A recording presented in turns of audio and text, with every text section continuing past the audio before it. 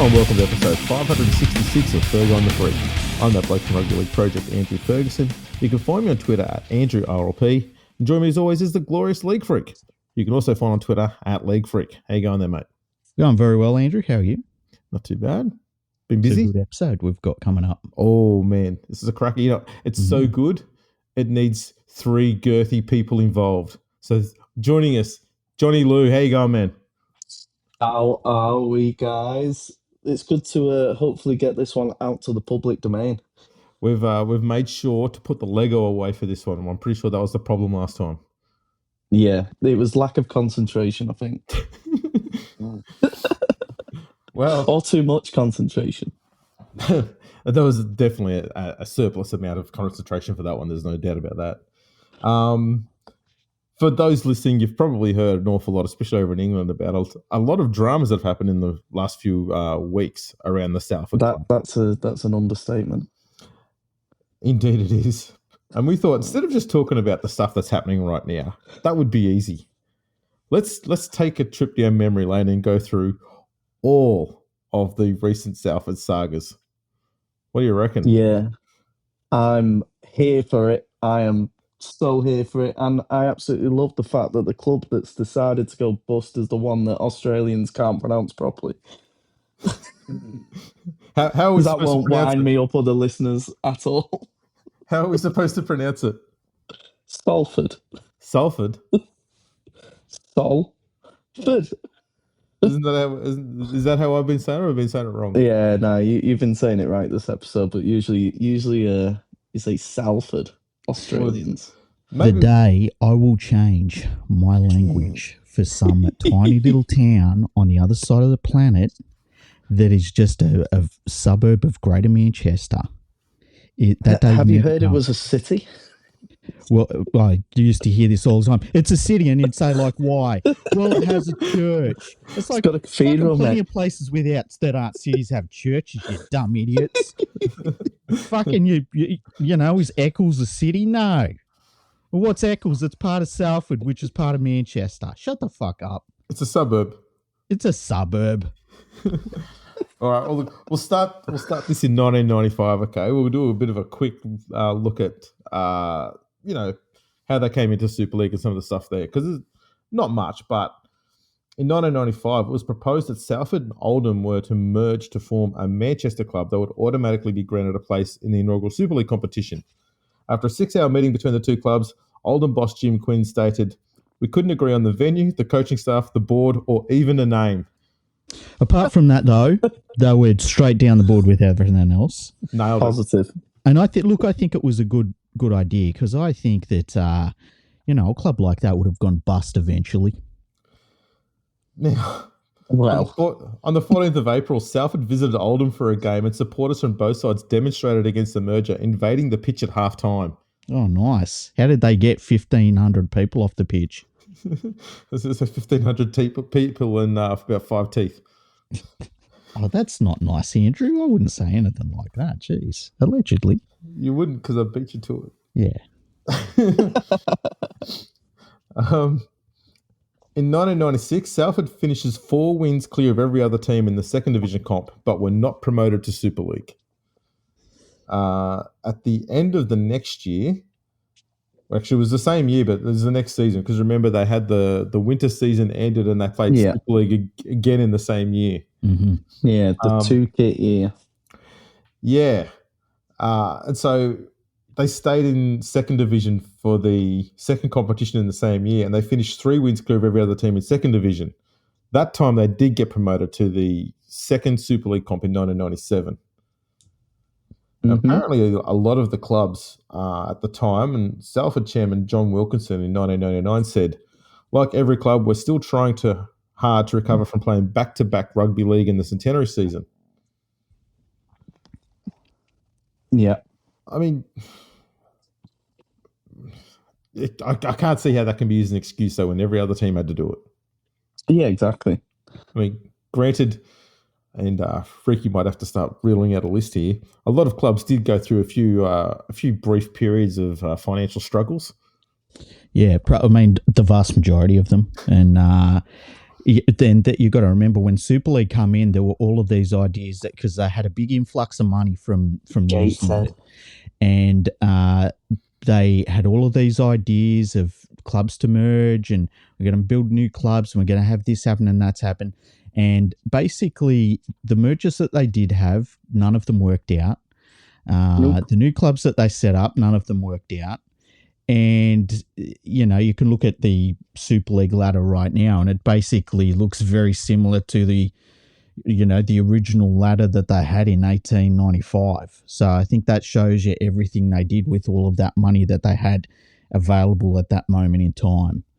It was a big waste of money, and really the one chance that English Rugby League had to modernise, and they all threw it away. So look, completely agree.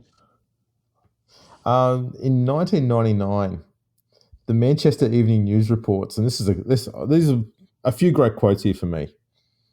Despite losing £299,000 last year, data shows that the Reds continue to be one of the game's best and most efficiently run outfits. The stupid thing about that is that when you look at them compared to the rest of the clubs everyone in Super else, League, they probably were losing less money than everyone else. They always have done. Yeah, because they didn't have enough money to lose, and they never had owners that were really willing to chuck too much money into them. Another thing that needs to be remembered about Super League in the late 90s is that we go from the early to mid 90s, where Wigan's basically the most financial club in the whole sport, and they're probably the best club in the game. And then we've got 2 years of the Super League war in Australia, and they're looking at the rugby league in Australia tearing itself apart. Then we get to the 1997 World Club Challenge, and they're playing half the Australian teams, and they were expecting to kind of be on par at the very least. Yeah. And they got absolutely whipped. And that was a big blow to the psyche of English Rugby League. They didn't understand where it had come from. It was out of the blue for them. I had a review again. And like you got to remember, they've gone from, Australia hasn't been beaten in a series by anyone except France since 1978. Where you get up to 1995 and Australia wins the Centenary World Cup. But it was still like only 17 years that Australia hadn't been beaten. That sounds like a lot at the time, but in the grand scheme of things, it's not a huge amount of time. That's still reasonable. And then we get to 1997, and the Australian Super League teams absolutely annihilate the Super League teams. Mm-hmm. And, the Super League Australian team, which is half the, Australian players, beat Great Britain. And it's like, what the hell just happened? Like, how did we fall so far behind? So there was a certain tension there in that regard in the late 90s going into the 2000s, and really not knowing what had gone wrong from their point of view. And a lot of them thought the way to get out of that was just spend more money. You just spend more money, you buy players, and that's how you fix it. And that wasn't how they should have fixed it, but that was the mindset of the English game back then. Yeah. Ran by idiots. Yeah. It was. I was just say on that 1997 World Club Challenge, there were 6 Australian teams that got eliminated after the group stage. And every single one of those 6 teams had at least twice as many wins of the one English team that had the most wins, which is Wigan, who had 2 wins. Mm-hmm. Like, they literally had to change part of the rules around it halfway through in order to have they were getting battered. English clubs in the finals. Yeah. And it was an absolute shock to them. So Penrith got eliminated despite never losing a game. Mm. And on the flip side, Bradford and St Helens went through despite not winning a game. Yeah. Yeah. Like, it was just embarrassing, isn't it? When you saw them starting to change that system halfway through the process, you went, yeah, this is bad. And to me, that World Club Challenge was the thing for me that sunk Super League in Australia more than anything else. Yeah. There's a lot of other things, but just how farcical that was. You just went, okay, this just seems stupid now. Like this, It feels silly. And keep in mind, the Australian Super League season had ended pretty early to accommodate this World Club Challenge in '97. And it was going to be a big part. It was going to be like a third of their season, basically. And it was supposed to, it had a big sponsor involved. It was supposed to be like their big, it was supposed to be their big point, because they tried to isolate the ARL competition internationally. And this was a big part of it. And when it failed spectacularly, and that was happening at the same time the ARL finals were going on, and everyone was talking about it because that was a season where the finals were so compelling. And they have that incredible grand final between Manly and Newcastle that happens, which even till this day, everyone still talks about. And while that was all sort of going on, you have this World Club Challenge that no one cared about at all. No, it died in the ass real bad. Yeah. Yeah. And it's probably done the World Cup Challenge like detriment even nowadays when you think of the Australian perspective of it. Yeah, it definitely killed it. It killed it. Like, they just don't care now because of that one in '97, really. Well, you go back to when it was Brisbane versus Wigan, and I think they got a crowd of like 50 or 60,000 at the old QE2 Stadium in Brisbane for that game. And then, you get to '97 and the World Club Challenge the expanded World Club Challenge happens, and it was a disaster like that. And Australia just hasn't cared since then. But no, it took Australia. St. Helens one, it was 12,000, was it? Yeah. Yeah. It took Australia 3 years to get, convinced to go back to doing a World Club Challenge after that tournament. Yeah, not surprised. Now, I did find in June of 1999 a great quote from Swinton chairman Malcolm White in an interview. He said that the Swinton Lions and Salford Reds have to merge and name themselves Manchester if they're to be a force in the new millennium. He also said, merging makes sense. Swinton are never going to get into Super League and Salford are never going to win it. So he had a great point. 1999, them words ring true. Closest they got to a final was when they got battered by Saints at Old Trafford. Yeah, and there's still it's still ringing true right now. Every year, they're still proving him right. In September of 2002, Salford finished last in Super League and were relegated. And then 4 days later, the Halifax Evening Courier referred to Salford as a club which has, among many other things, a certain amount of financial muscle. A certain amount. A certain amount. I guess that there's no specification. Initially, I was looking at it going, you just see financial muscle, and then you're going, oh, really? Okay. A certain amount, though, that could be like minuscule, I guess. That's a certain amount. But it's kind of suggesting, though, that even up to this point, that Salford aren't stable, but they are stable. Well, they're not struggling. Like this same side we've heard what Oldham, Widnes, Keighley. Who else was there? There's a few other teams that were struggling financially. Widnes, Halifax. Wakefield was another one. They went bust at Halifax almost closed down. Yeah, and look, the thing to remember is at this point, English Rugby League doesn't really know what direction it should go in at this point. And it really means that there's no direction or foresight from the people running the game that could allow a team like Salford to say, look, we probably are not able to compete in Super League, but we could be a really strong first division team. And like I remember at the time saying that the first division should become a reserve grade competition like we have in Australia, our setup. And English fans hate that idea. They always have. But that would have been the way to go for English Rugby League at that point. And Salford could have been a very strong lower division club. And instead, there was no one ever had a vision of where everything should go.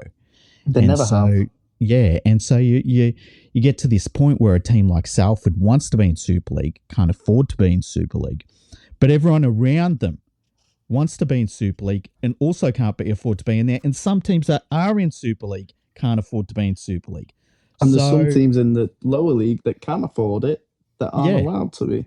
Yeah, and it's such a mess. It's a real mess. So Salford are just one of many teams in the situation that they're in at this point. At the end of October 2003, Salford win the National League One Grand Final, beating Lee 31-14 to earn promotion back into Super League for 2004.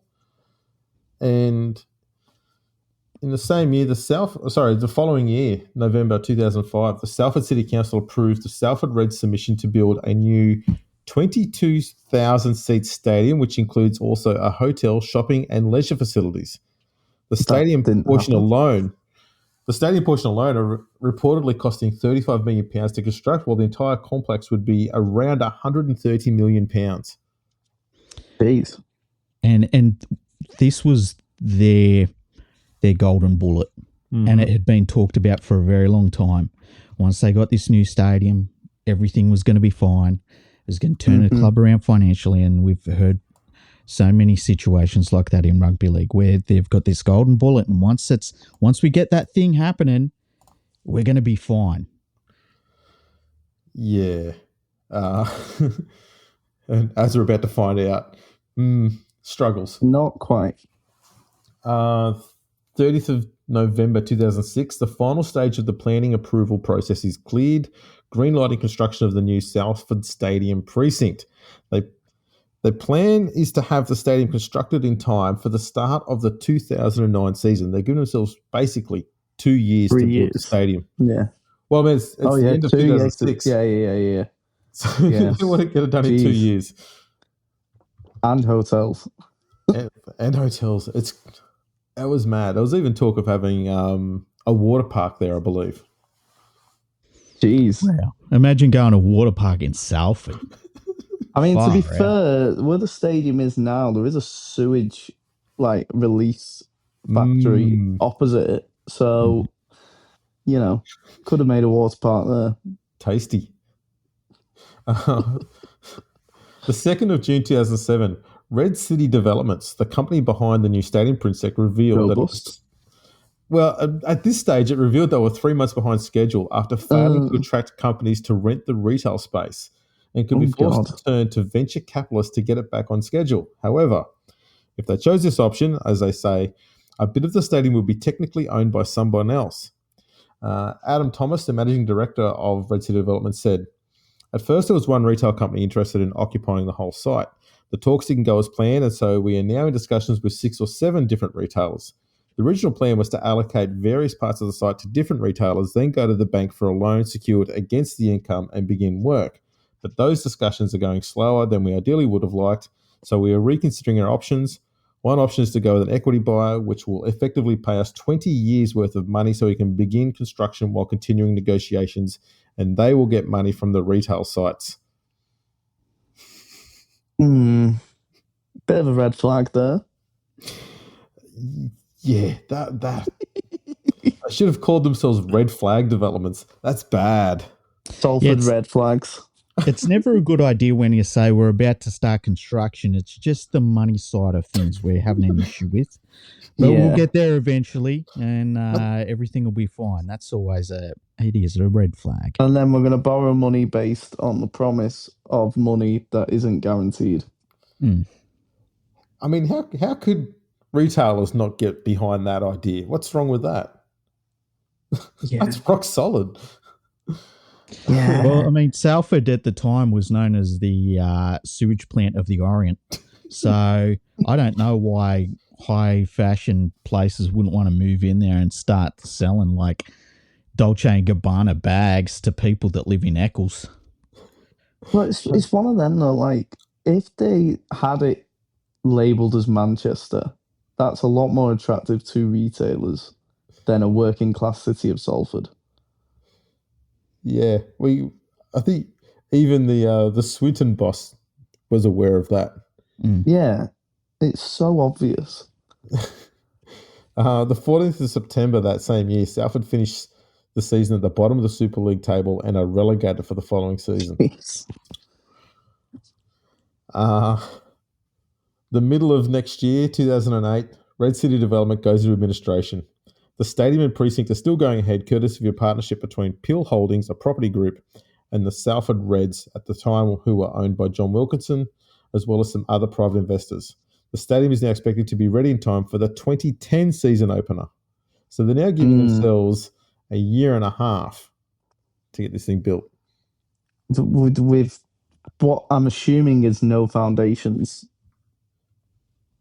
Correct, yes. Laid. Yes. They might have put some tape up to say, don't come in here or something like that, and maybe a temporary fence. A portaloo might be there. That's about it.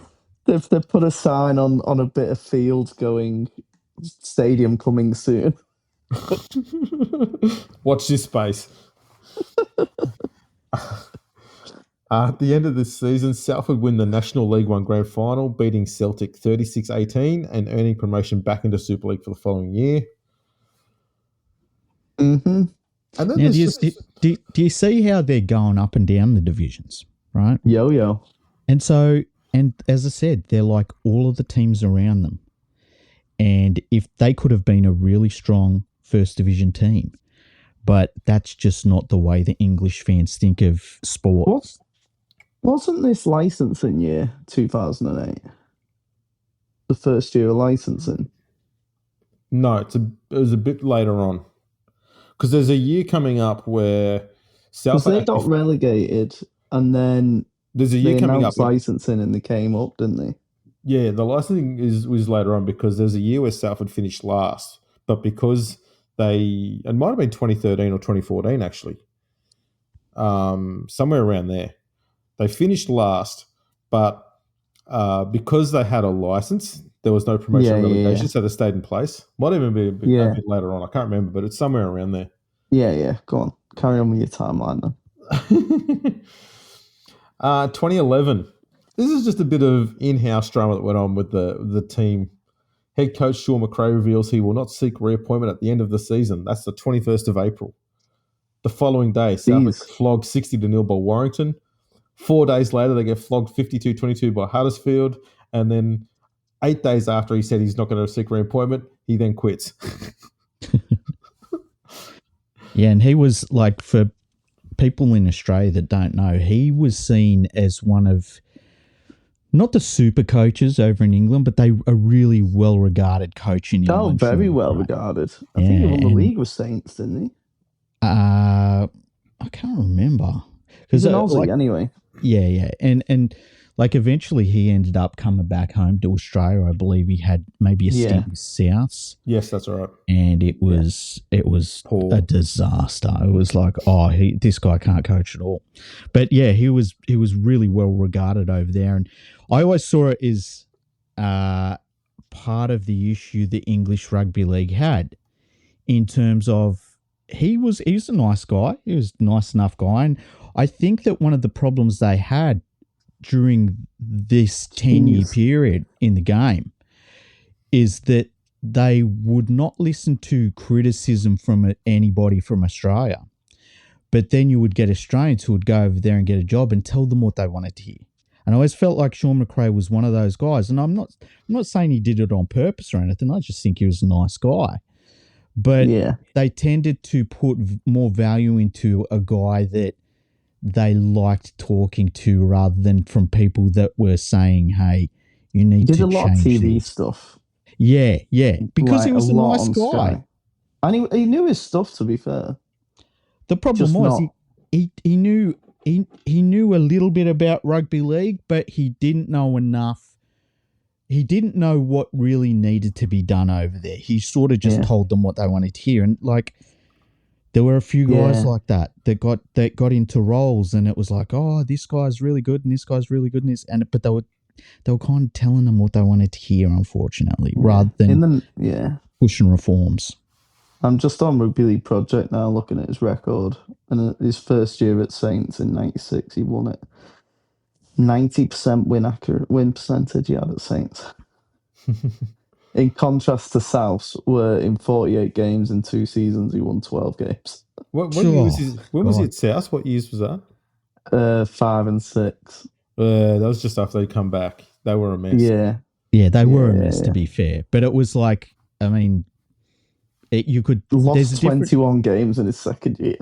Yeah, and there wasn't any building. It wasn't like anything was changing. Like Benji Marshall taking over, the Wooden Spooners, and you're watching them and you're like, they're not a good team, but he's doing things here. It wasn't Yeah, they just stayed a mess. Yeah. So on the 2nd of June, so just over a month after McRae quits, Matt Parrish gets appointed as the new coach. Jeez. And then in November, he then quits effective immediately. I remember that, actually. Also in November of 2011, the Salford Reds are granted a lease to play at the brand new stadium from 2012 onwards. That was council built. Yes. So 15th of December, Salford City Council and Peel Group complete construction of the new stadium. It's a 50-50 joint venture. And Salford Red Devils were the first team entity, whichever, to be granted a lease to play at the venue there. And then Sale Sharks followed them shortly after. Yes. So 7th of January, Salford plays their first game at the new home ground, which is a trial match. And on the 4th of April, the Sale Sharks rugby union team are allowed to share Salford Community Stadium with the Reds. Yeah, they've tried to buy it off the council about 50 times as well, Sale Sharks, and come back and tell them to jog on. Because it was built for Salford, not for the Sale Sharks. On the 18th of October 2012, Salford faced a winding up petition from club sponsors, management consultant Stauger Gregson, and they were due to face courts on February 4 over unpaid taxes. The club was reported to need a cash injection of £600,000 to clear immediate debts. Jeez. And 10 days later, a winding up petition that was, they've just mentioned there, that was adjourned until 2013. So they basically got 2 to 3 months to figure out how the hell they're going to fix this. Now, this is really important because it shows that this is a club that is basically the end of most clubs. And it shows where their finances are. And keep in mind, they were supposed to move into this new stadium and everything was supposed to be great from that point on. They just weren't. It didn't fix anything. Now they were just playing in a newer facility. Their crowds were still way too small. They weren't getting the sponsorship deals they should have, or that you would hope that a team would be able to get. The results didn't follow. So the new stadium didn't change their situation. It was just a new environment to fail in. Yeah, if I remember rightly, I don't think they get much. Well, they didn't anyway from the council. I think the council took 90% of all the revenue or something daft. Yeah, I couldn't find actual numbers on what it was. Because I don't think they got any money from anything sold in the stadium up until 2 years ago, I believe. Yeah, or they only got a percentage of it. So part of me was wondering if that was because of money that they owed council. That's why they didn't take any takes from that. But I couldn't find anything concrete to prove one way or another on that. So I didn't really venture into it. But I do recall something along those lines. With negotiating. Yeah, with the council, and I think they got something they got 50%. Yes, of it. And keep in mind earlier this year. When me and Andrew have looked into this, we looked into a little bit of this stuff earlier this year, and Salford City Council has gone so far out of its way to keep this team alive, massively, so many times that if I was a rate player, as a rugby league fan, I would be so outraged. So they're if you hear that there's a deal done with the council, and it can be the council's taking, and it's yeah, but this council has been keeping this team afloat probably more than anyone in the last 15 years. No, absolutely. It keeps coming back with this defib and shocking them back. We do find out too that there's and the Salford fans slag them off so much. There's a bit of sketchy stuff that goes on from both sides in the Allegedly. year and a half. Allegedly. Maybe not. On the 11th of December 2012, the Salford Council refused to get a £750,000 loan to help buy out the club. Salford's desperate here to get a new owner. 7th of January 2013, the winding up petition brought by former players Luke Patton and Vinnie Anderson and the HMRC is adjourned until February 4th. Yeah. That was when he took him to court, wasn't it? Yes. For unpaid wages? That's correct, yeah. On the 30th of January 2013, Dr. Marlon Kukash buys the Salford Football Club. The John Wilkinson-owned entity is wound up with £4 million in debts, including £1,583,071 to Salford City Council, £500,000 to the HMRC, and £377,389 to Peel Holdings. Oh, aren't they the ones that built the stadium? Yep. Now, have you got the information about how Kukash was talked into buying the club on a plane? No. I do recall that story, and I could not find any information about it. And that was around the same time I asked you if you had any information about it. Okay, Kukash tried to buy Saints first. So the story that I've heard is that the former chairman of the Rugby Football League, and I can't remember which one it was, but he basically is on a plane and he sits next to Mo and Kukash on the plane. And of course, these Rugby Football League chairmen, they don't fly coach. They will fly first class, even though no one's business minimum. And so he basically talked to him about Salford and their situation, and he decided to buy the club. Now, he'd made a lot of money in horse racing, amongst other things. Yeah, and he got into it, and he was a billionaire at the time. And he basically bought the club and he left them for a little bit. He left them from memory, it was about 2 or 3 months. Didn't change anything.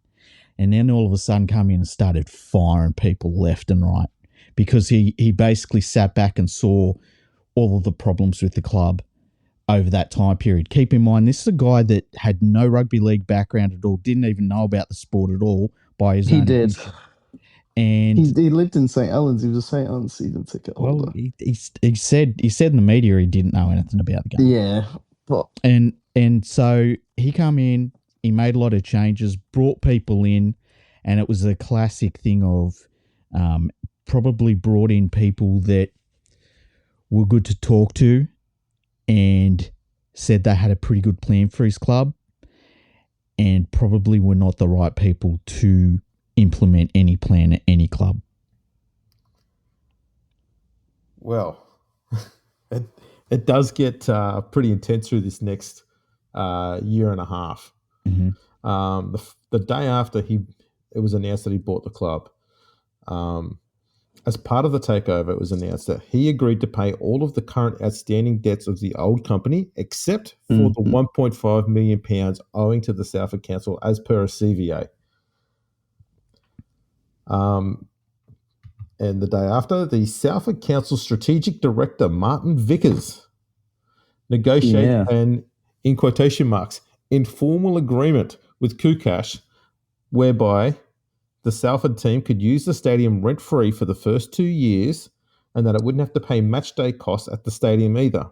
Peel Holdings, the joint owner of the stadium, did not agree with the subsidising of match day costs. So they decided to deduct £150,000 worth of costs up until July 2013, so that's 6 months, before handing over gate receipts to the club. So it feels like the Salford Council are making this sweetheart deal to the football club, but Peel Holdings, the other party in the joint venture that owns the stadium, have gone, "Nay, what are you doing? We're supposed to be making money out of this thing." And so we're starting to see a very clear fracture between those two entities within the joint venture of the stadium. Mm-hmm. The following month, Phil Vivers sacked as coach. And then 3 weeks after that, Kukash agrees to pay 16% of the £1.5 million debt to the Salford Council, which he inherited when he bought the club. So that amounts to £24,000, and he's agreed to pay that over the next 5 years, with the remaining £1.26 million debt being interest-free until 2038. So it was a 25-year interest-free period. Cop that, Harvey Norman.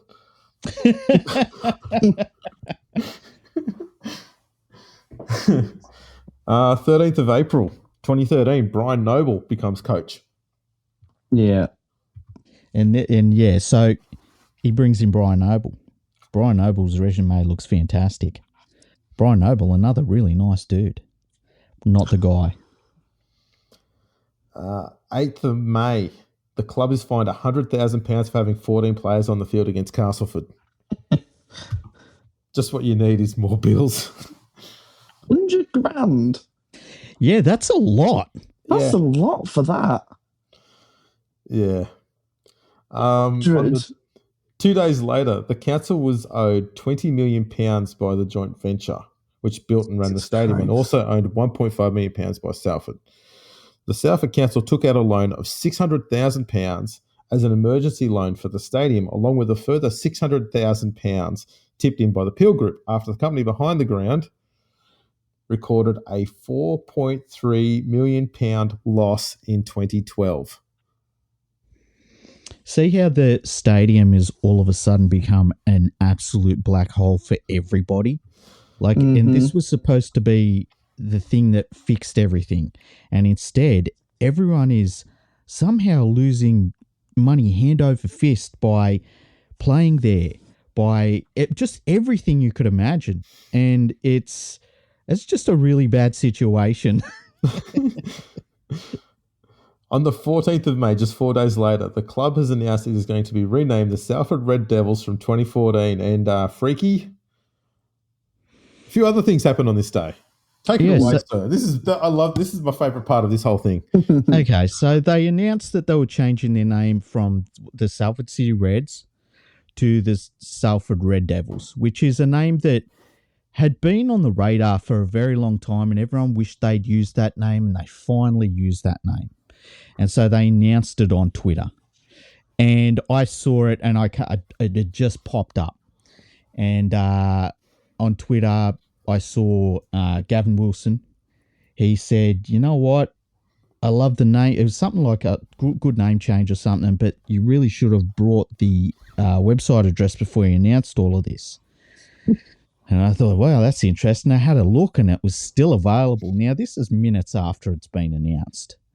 And so I bought the website address, salfordreddevils.co.uk, and said, yeah, it'd be weird if someone bought that, hey?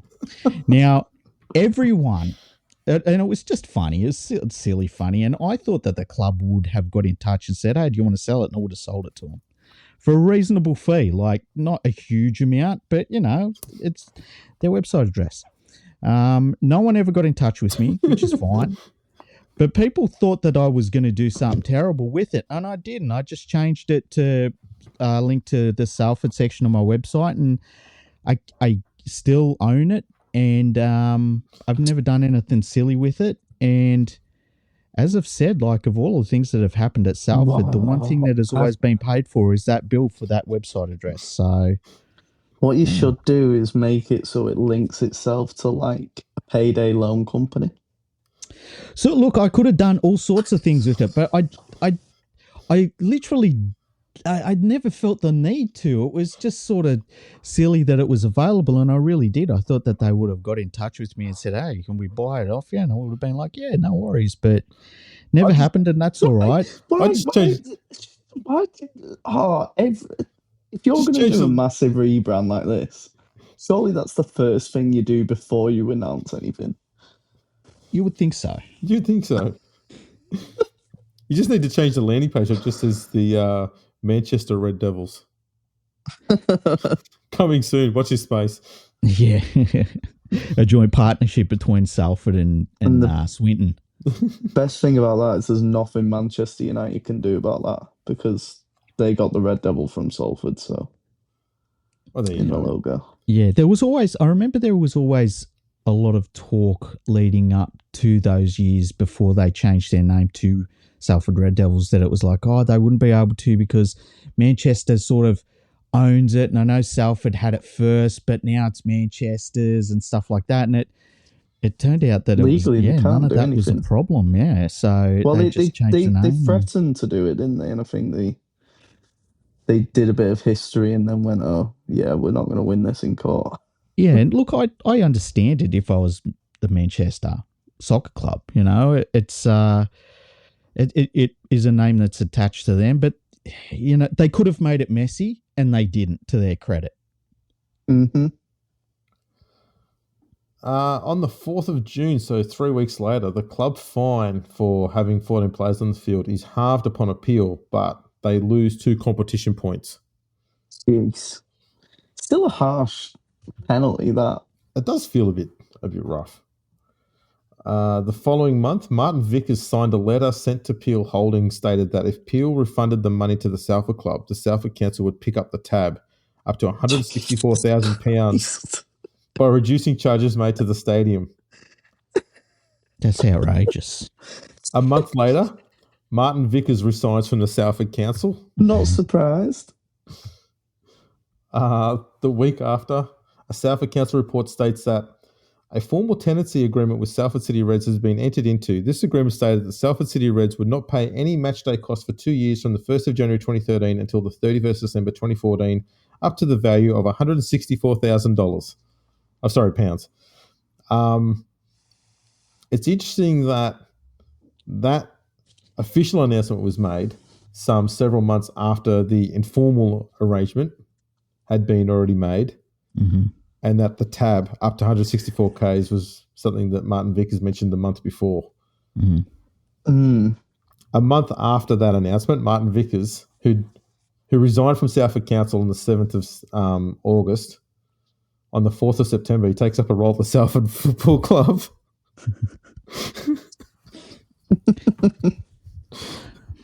It's almost like he's been handed this wad of cash from, and I say like, allegedly, it's like he's been handed this wad of cash from the Salford Community Stadium to give to the council. But while he's hanging on to it, he then hands it to himself while he's over at Salford. It's a weird situation between everything that goes on between Salford Council and the Rugby League Club. And like, I can understand that the council doesn't want to be left with a white elephant of a stadium that they basically, their main tenant that they had set in stone for this team, if they go bust, that's a big problem.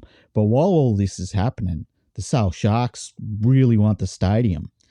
And that, as I said before, the Salford Council, they go out of their way over and over again and spend so much money, like so much of it. It's incredible. So I don't see how anyone could be upset at Salford Council for anything that they've done. They're one of the only reasons that Salford has a rugby league team still. Yeah. Yep. The end of the season, the club finishes last in Super League, but due to the licensing system in place, they're not relegated. The week after the end of the season, investment platform AJ Bell secures a 9-year stadium naming rights partnership with the Sale Sharks Rugby Club. The deal sees Salford City Stadium rebranded and named AJ Bell Stadium. Yeah. 13th of December 2013, Martin Vickers officially appointed Salford Red's CEO. Mm. Mm-hmm. 11th of March 2014, Marwan Kukash fined £1,000 for misconduct following comments he made on social media and for using foul and abusive language at a public event on February 4. I vaguely remember this, but I can't remember for the life of me any further details. Yeah, I can't remember what it was that he said. Was it not salary cap breaches? Look, I've got a feeling it might be. Because I remember him getting fined $100,000, but that was because they went over the salary cap one year. Yeah, no, that was for the club, but this one is one that was specifically to him personally for £1,000. Oh, 1,000. I thought it said 100,000. No, it's just a little one. It was just lunch for him. Yeah. pocket money, that. Yeah. I want to know what he said, actually. I'll do a bit more digging, see if I can find it. On the 4th of April 2014, Yeston Harris replaces Brian Noble as coach. They're going through the coaches pretty quick here. Yeah, I remember that. Yeah, but the thing to remember too is that, like, Moen This was Kokash, his big recruitment year, wasn't it? Where he signed 13 players.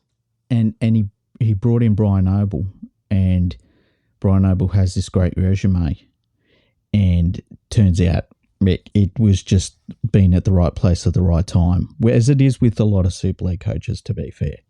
Mm-hmm. And so he makes a change, and he's going for a younger dude who is possibly, and you never know with coaches, we've said this before, you don't know if they're good or bad as a first grade coach until they've done the job. He goes with a younger dude that was regarded as possibly a coach of the future in England, in Yeston Harris. And I didn't think it was that bad of a move, especially considering what he started with, what he had to deal with, and now he's going in a different direction. And this is something that you've got to give him credit for, is that whenever he saw a problem in regards to how things were being run, he would make a change. And he tried to make it work. He really tried to make it work. And he started to understand the lay of the land and how things worked in Super League as well. And one of the other things to keep in mind is, like a lot of people that come in, and I think of Richard Branson when he brought the London Broncos. Yeah. When people see somebody come in and own a club like that, they start seeing money and they start thinking, how can I get money out of this guy? And I think that was one of the things that come up with the size of that fine from having 14 players on the field. Yeah. When you fine £100,000, you're kind of looking at the guy behind the club and saying, oh, he can probably afford this. We can get 100,000, rather than it just being a 2-point deduction, which it probably is the vast majority of the time, you know? Mm-hmm. Exactly. I don't think even in Australia, the fine is usually like 10 grand Australian, which is about 35p in England. Yeah, and you have to, in Australia, if it's deemed to have been a significant amount of time, you lose your 2 points. Yeah. And that's the real, hammer blow that they bring down. So, yeah. Also on the 4th of April 2014, the Salford City Council continued to grant additional loans to the Stadium Consortium, borrowing a further £205,362 to loan to the ground, which Peel Holdings again matches. This means that between Peel Group and Salford Council have both loaned in excess of £1 million each in the last 15 months. Yeah. Nice. At the end of August, an investigation reveals that Martin Vickers, who was the Salford Council Strategic Director, authorised, with the Mayor's knowledge, to hand Salford Reds up to £164,000 in matchday income from the stadium, just weeks before Vickers left the council to take up role of the Reds. This informal payment was not published anywhere within the council records, effectively kept secret. If it sounds like there's a lot of uncomfortable silence from us, it's because there is. And imagine what it was like for everyone involved in all of this. This is like when someone gets into massive gambling debts and doesn't tell the wife. Yeah, and then they're just like, "This is." I'm just one more press away from making it all up and fixing it all. I'll just one more. One more bet. Let me just loan some money off my best mate or whatever. You've got the council, right? And this Peel Holdings company. They've built this stadium. It's losing them money hand over fist. It's somehow also losing the Salford Red Devils money. The Sale Sharks don't have to pay them. Yeah, and they're not having to pay anything, all right? But then at the same time, you got the Sale Sharks who have found their way to finally a place that they can at least settle down in for a while, and they're going all right for themselves. But they're outside of all of this stuff. They managed to get a sponsor for the whole stadium on their behalf, but everyone else is losing so much money. And they could have just made all this sweet and just say, you know what, Sale, it's yours. Sale Sharks can have it. It's built for the community. But yeah, and that's the thing. But at some point, does the community have to cut their losses? And that's a hard sell from the council at this point after they've put so much money in it and made it so easy for it all to work. It's such a crazy situation. It is. The 3rd of September 2014, Kukash cancels the end-of-season party after Salford fails to reach the playoffs. Yeah. And probably also to save a bit of money. Yeah. I remember in 2013 when he made all them signings, and I think they announced it on telly. They had them all like lined up on a stage, like Rangi Chase, Gareth Hock, Francis Melly, Pulatua. Who else? There was loads of them, and I remember him saying this team's good enough to win Super League, but like you can't just buy a whole new squad and expect them to gel. Yeah, and in half a season. And from his point of view, he spent the money, right? Yeah. He didn't get the results, but I remember when they were making them signings, like if they had have signed those players 4 or 5 years before, they would have been a pretty gun team for Super League. But for when he signed them, they were all 4 or 5 years past their best footy, at the very least, Did he sign James Webster as well? Most likely. Wellham. He basically signed everyone. Yeah, he did. He signed loads of players. He signed everyone who wasn't nailed down. On the 17th of September 2014, the club is issued with a county court judgment by the club's apparel suppliers, Cougar, for non-payment of accounts. Jeez. The day after, a newspaper report says Salford Mayor Ian Stewart obtained for the club 2 years rent-free at AJ Bell Stadium, subsidising matchday costs of up to £164,000 and allowing the club owner 20 years interest-free to pay off the majority of the £1.5 million historic debt to the council. Some reports also suggested that Stewart and other councillors were allegedly secretly providing the £164,000 directly to the Red Devils themselves. Christ. I'm guessing at this stage, word's getting around the Salford area that there's something not quite right with what the council's doing, or there's just a lot of talk about all this money that the council's pouring into this stadium and this football club and not into the actual rest of the community.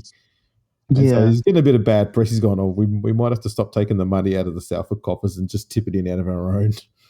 I don't know. Jesus, it just seemed weird where that suggestion comes from or why they do it. Going from one pocket to another. So with all that news that we're not even within the last 10 years yet, by the way. No. As I said, this period, these 2 years here is an absolute mess. It's going to be a 4-hour pod. But it's also where the bulk of the dramas I have now emanated from. But yeah, the fact that Kukash has effectively just been told here that you've got 20 years interest-free to pay off this $1.5 million debt. And we're not asking for any minimum repayments or anything. It's just, we just want it gone in 20 years' time. Jesus. He's just gone, that's money I don't have to spend anymore. And so 4 days later, he announces that he's interested in buying an NRL club to be the sister team to Salford. Yeah, from memory, he was looking at the Gold Coast Titans. Yes. And the Newcastle Knights, I believe, because they were looking for. And there was one more.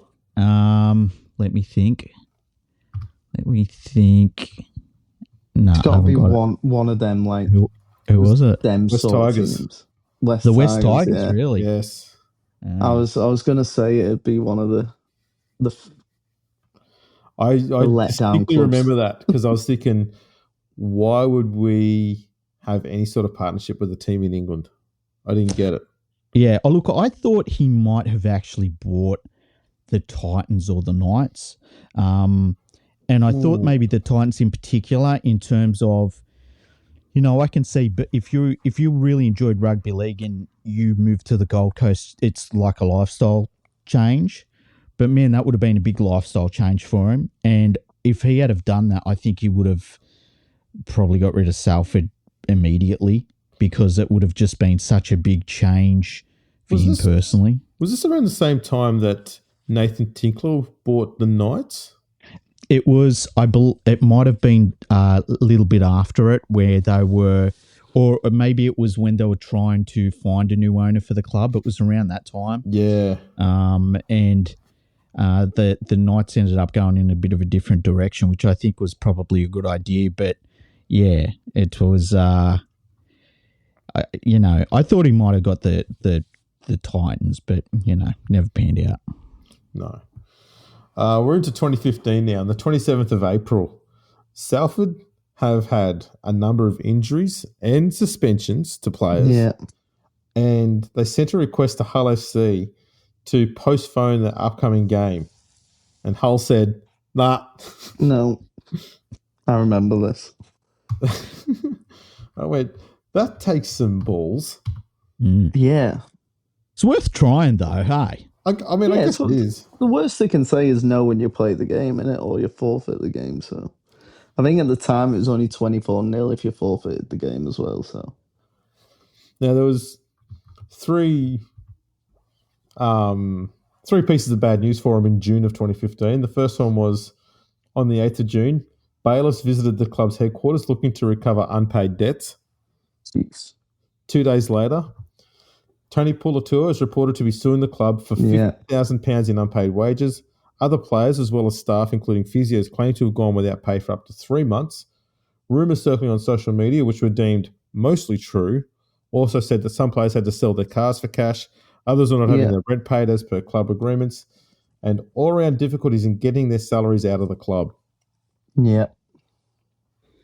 I remember all that. Because I think I remember chatting to Tony Puletua about this last year at the Panthers Legends game. Because he was with Junior Moores, who finished at Featherstone, and I made a joke like, oh, did you get your money then off Featherstone? And he was like, oh, nah, still waiting to be paid.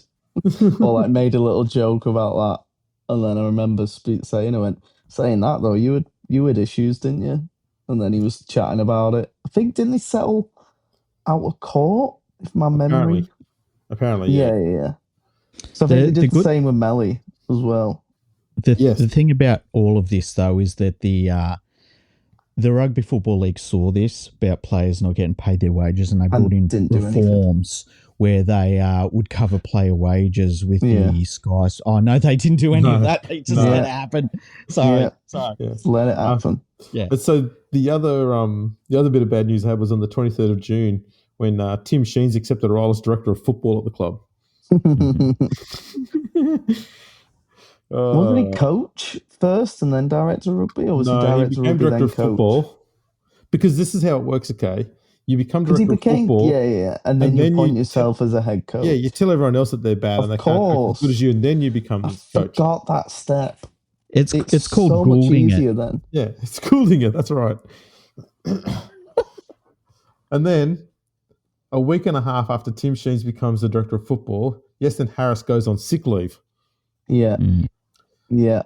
Not seen for 2 months and then they mutually terminated. Yes. On the 1st of August, Salford City Mayor Ian Stewart agrees to grant the club a pause on their loan repayments until early 2017. And 2 months after Harris went on sick leave, he then departs the club. I remember that. The month after, Tim Sheens quits as Australia's head coach to become the full-time director of football at Salford for the next 3 years. And then I can't believe that someone would let Tim Sheens do that, all of this at a club, hey? It's incredible. I'm glad that it never happened again, though. Yeah. Twice. You know, it'd be even worse is if a club actually went through that. Yeah. And finally got themselves rid of him. Yeah. And then about a decade later, they've gone, you know what? Let's bring him back. Andrew, no one's that stupid. No one's that mad. No. Hull KR did it as well, don't forget. So did the West Tigers. 7th of January 2016, Martin Vickers steps down as CEO and Kukash steps into the role. Jesus. This is a man who apparently didn't know what the sport was. Yeah. According to himself. 25th of April, the club has penalised 6 points for breaching the salary cap in 2014 and 2015. Yes.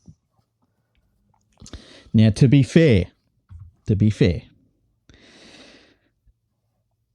when it comes to Super League salary cap, they were probably not outliers in how much they were paying players. God, no. I think probably what they were. But it's just how they did it. Yeah, I was going to say, they weren't as smart as the clubs that were doing it and knew how to hide it better. It's called institutional knowledge, Andrew. Yeah. Certain players got like new conservatories or home improvements or gift blah, cards. blah, blah, blah, blah. Gift cards or, Boats. certain ways. Well, yeah, a week on a super yacht if you're Ben French. Yeah, like gift cards to Nando's and stuff. Yeah.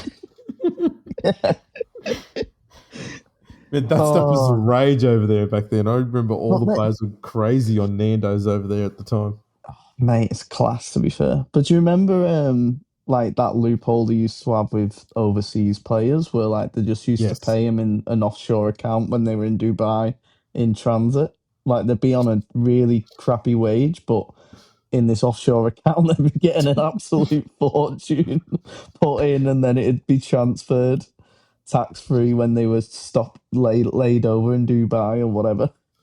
The first time I ever heard about it in Super League, the thing was that like a player would go over there to play and they'd be on a salary, but then their wife would have some ridiculously high-paying job. It was like Chris Radlinski came back for Wigan in 2005 when they nearly got relegated, or 2007, and like his missus got a role at the job and he came back for free and she was like one of the highest paid cleaners in the world. That's right. He played for free. I forgot about that. He played for free. He said, I'm coming back to save the club. I love it. And his wife just so generous of him. And then he became CEO. As you do. As you do. The 30th of December 2016, the Salford Council extended the debt repayment holiday for another 12 months. Christ. They're never getting these payments. Never. The 23rd of February 2017, the club is fined £10,000, £7,500 suspended after crowd trouble in 2016 and an additional £3,000 fine from a previously suspended breach for the same thing. That was after the £1 million game against Hull KR, where they were fighting on the pitch, and Kukash had to get a police escort off because he was running around with a massive check for £1 million. Oh, mate, honestly, go on YouTube and find the footage. It is some of the funniest things you'll ever see. Oh, that is brilliant. He was running around. Oh, it's boss. 2nd of May, Justin Carney is suspended for 8 games for racial abuse in a win against Toronto. Yes. I don't remember that. Was it against Toronto? Yeah, it was against Toronto that the incident happened. I found that much, but I can't remember him. I can't remember what he did or said. Must have been a Challenge Cup game then. I'd assume so, yeah. I believe he said something along the lines of, "You filthy Canucks." And it was just taken the wrong way, you know. Maybe he called him Yanks. I remember, yeah. That would have done it. I don't know. I'll have to try and find that out. 28th of September 2017, Kukash announces plans to hand the club over to a community trust after becoming increasingly frustrated with the poor home crowds. Mm-hmm. Which I think, when you look at how incredible his time as an owner has been with the just constant dramas, I think that it's understandable. And he probably got to the end of his tether and was like, look, I will hand it over to whoever thinks is the best people to run it. And it would have been people saying the community trust. I mean, at this stage, it almost feels like it's turning into a grift, but they don't know how to grift. And yeah, it's just losing money and money and money and money, and it's incredible. And he got out of there. He's a smart dude, and I think in some instances he was taken advantage of. I think he really did want to make it work, and it was just, you've gone through all the stuff he's gone through. It's absolute madness, and he got out of there pretty quick in terms of club ownership, and look, there wasn't an owner that wanted to step in and properly buy the club off him. No. So he did what he could. He could have just wound him up if he really wanted to, but he didn't do that. And so I can't look at his time as an owner and say, well, he did something bad. I honestly think he wanted to make it work, and it was madness, and he got out of there, and I can't blame him for it. 9th of November 2017, a controversial Salford Council decision, oh no, not another one, results in a further 3-year extension to the club's debt payment pause. There were conditions, though, this time. The club must retain its name, because I think at the time they were thinking about changing name again. Yeah, they had to continue playing at the Salford Community Stadium, and they had to pay £17,000 for IT support services and begin paying £30,000 per year to the CVA for creditors. That's to cover that £1 million, £1.5 million debt to the council. Like, we want to start seeing repayments made on that now. Something that probably should have done, I don't know, 10 years ago at that stage. Probably. And, if they'd have done that, there would have been £300,000 paid off by now, but no. 9th of January 2018, the handover of ownership from Kukash is finalised, and the club is now owned and operated by not-for-profit Salford RD Holdings. Yeah, the fans, 5 fans, wasn't it? Something like that, yeah. The 23rd of May 2018, Kukash writes off a £5 million debt. I mean, what more can you say? I think that was the money that he pumped into the club. Yes. So he's not asking for it back. Yep. Yeah. Which I think is fair enough, really. I mean, now the next cut your losses. The next few here, from the 28th of April to the 17th of May, this in 2019, this is to do with Jansen Turgid. Do you remember what happened to him? Yes. So he was suspended by the club initially for breaching off-field rules. And then 3 weeks later, he was sacked by the club. And a week after he was sacked, he had this horror fall from a car park in Ibiza where he almost lost his life.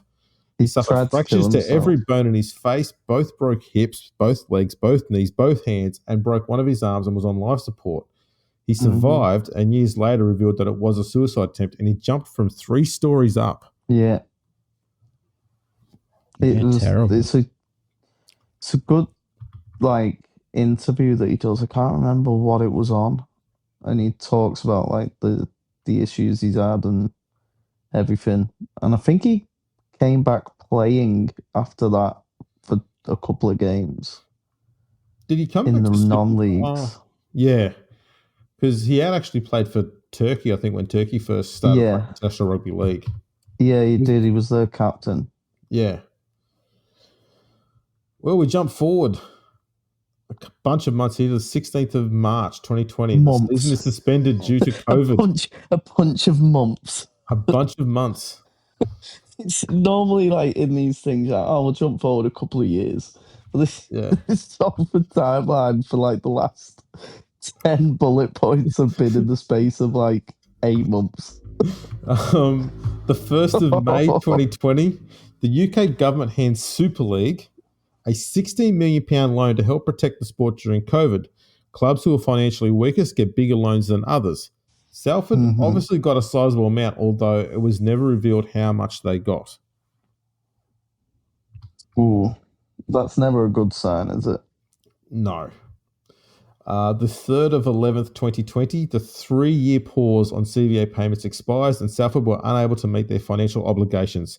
As a result, they were deducted 3 wins by the RFL owing to the agreed terms in 2013. Ooh. Wow. 18th of December 2020, the club is fined £15,000 for failing to fulfil their round 19 fixture against Warrington. So this would have been because of COVID stuff, but I think it was a mix of everything that they kind of used COVID as an excuse not to play the game rather than actual COVID. Yeah. The 24th of September 2021, the club is fined £25,000. Half of it was suspended for a year for breaching COVID protocols. The following, it's not the following month. 13th of September 2022, Former owner Marlon Kukash declares bankruptcy. Yeah. Yep, he did indeed. December 2022, the stadium's joint venture debt had grown to £37 million. My goodness. The council announced plans to buy out Peel's half. Their reasoning was to be able to enhance the stadium's facilities in order to generate revenue to pay off the debt. £37 million. Nice. For the building company and the council. The 13th of December 2022, Salford City Council loaned the Salford Reds £40,440. This £40,000 loan was still outstanding 2 years later. Not a cent had been paid, or not a pence. That doesn't shock me. 20th of December, the Red Devils with Sale Sharks and Salford City FC tried to buy the stadium, but it's rejected by the Salford Council and Peel. Why would you want to buy the stadium? I'll put it this way. I wouldn't be surprised if the idea was, let's buy it and then find a property developer who will buy it off us, and then we'll use that money to pay off debts, which I think is what they were probably thinking of trying to do with this last guy that they tried to hook up with at the start of this year. Yes. But instead of selling the ground, sell all the land around it and then try and make money out of that. I think it'd be something like that. I can't think of any other reason why they would. 15th of Feb 2023, the Salford Council gives the Reds financial aid, another loan of £175,000. The 22nd of April 2023, Salford Reds launched the Reds Rise Together community share offer, aiming to make the club the first elite rugby league club in the Northern Hemisphere to become wholly community owned. The campaign began on April 22 and ran through till June the 2nd, and it allowed individuals to purchase shares in the club's holding company, structured as a community benefit society. This entitled shareholders to a vote and an eligibility to stand for election on the board, fostering fan involvement in the club's governance. So what I remember from that was their aim was to get between £150,000 and £200,000. So they knew they weren't going to make a ton of money, but that's what their goal was. Yeah. On the 2nd of June, it was announced that they'd made a total of £364,270. Yeah. Is this the loan scheme? That's the one, yeah.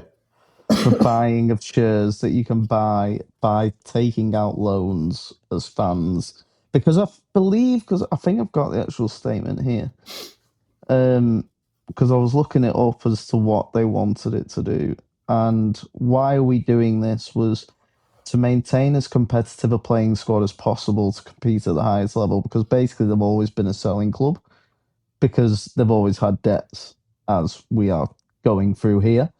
Mm-hmm. It's to unite the growing community behind a common cause and to fulfill IMG criteria to ensure a Category A club and top flight Super League for high-level commercial and marketing growth.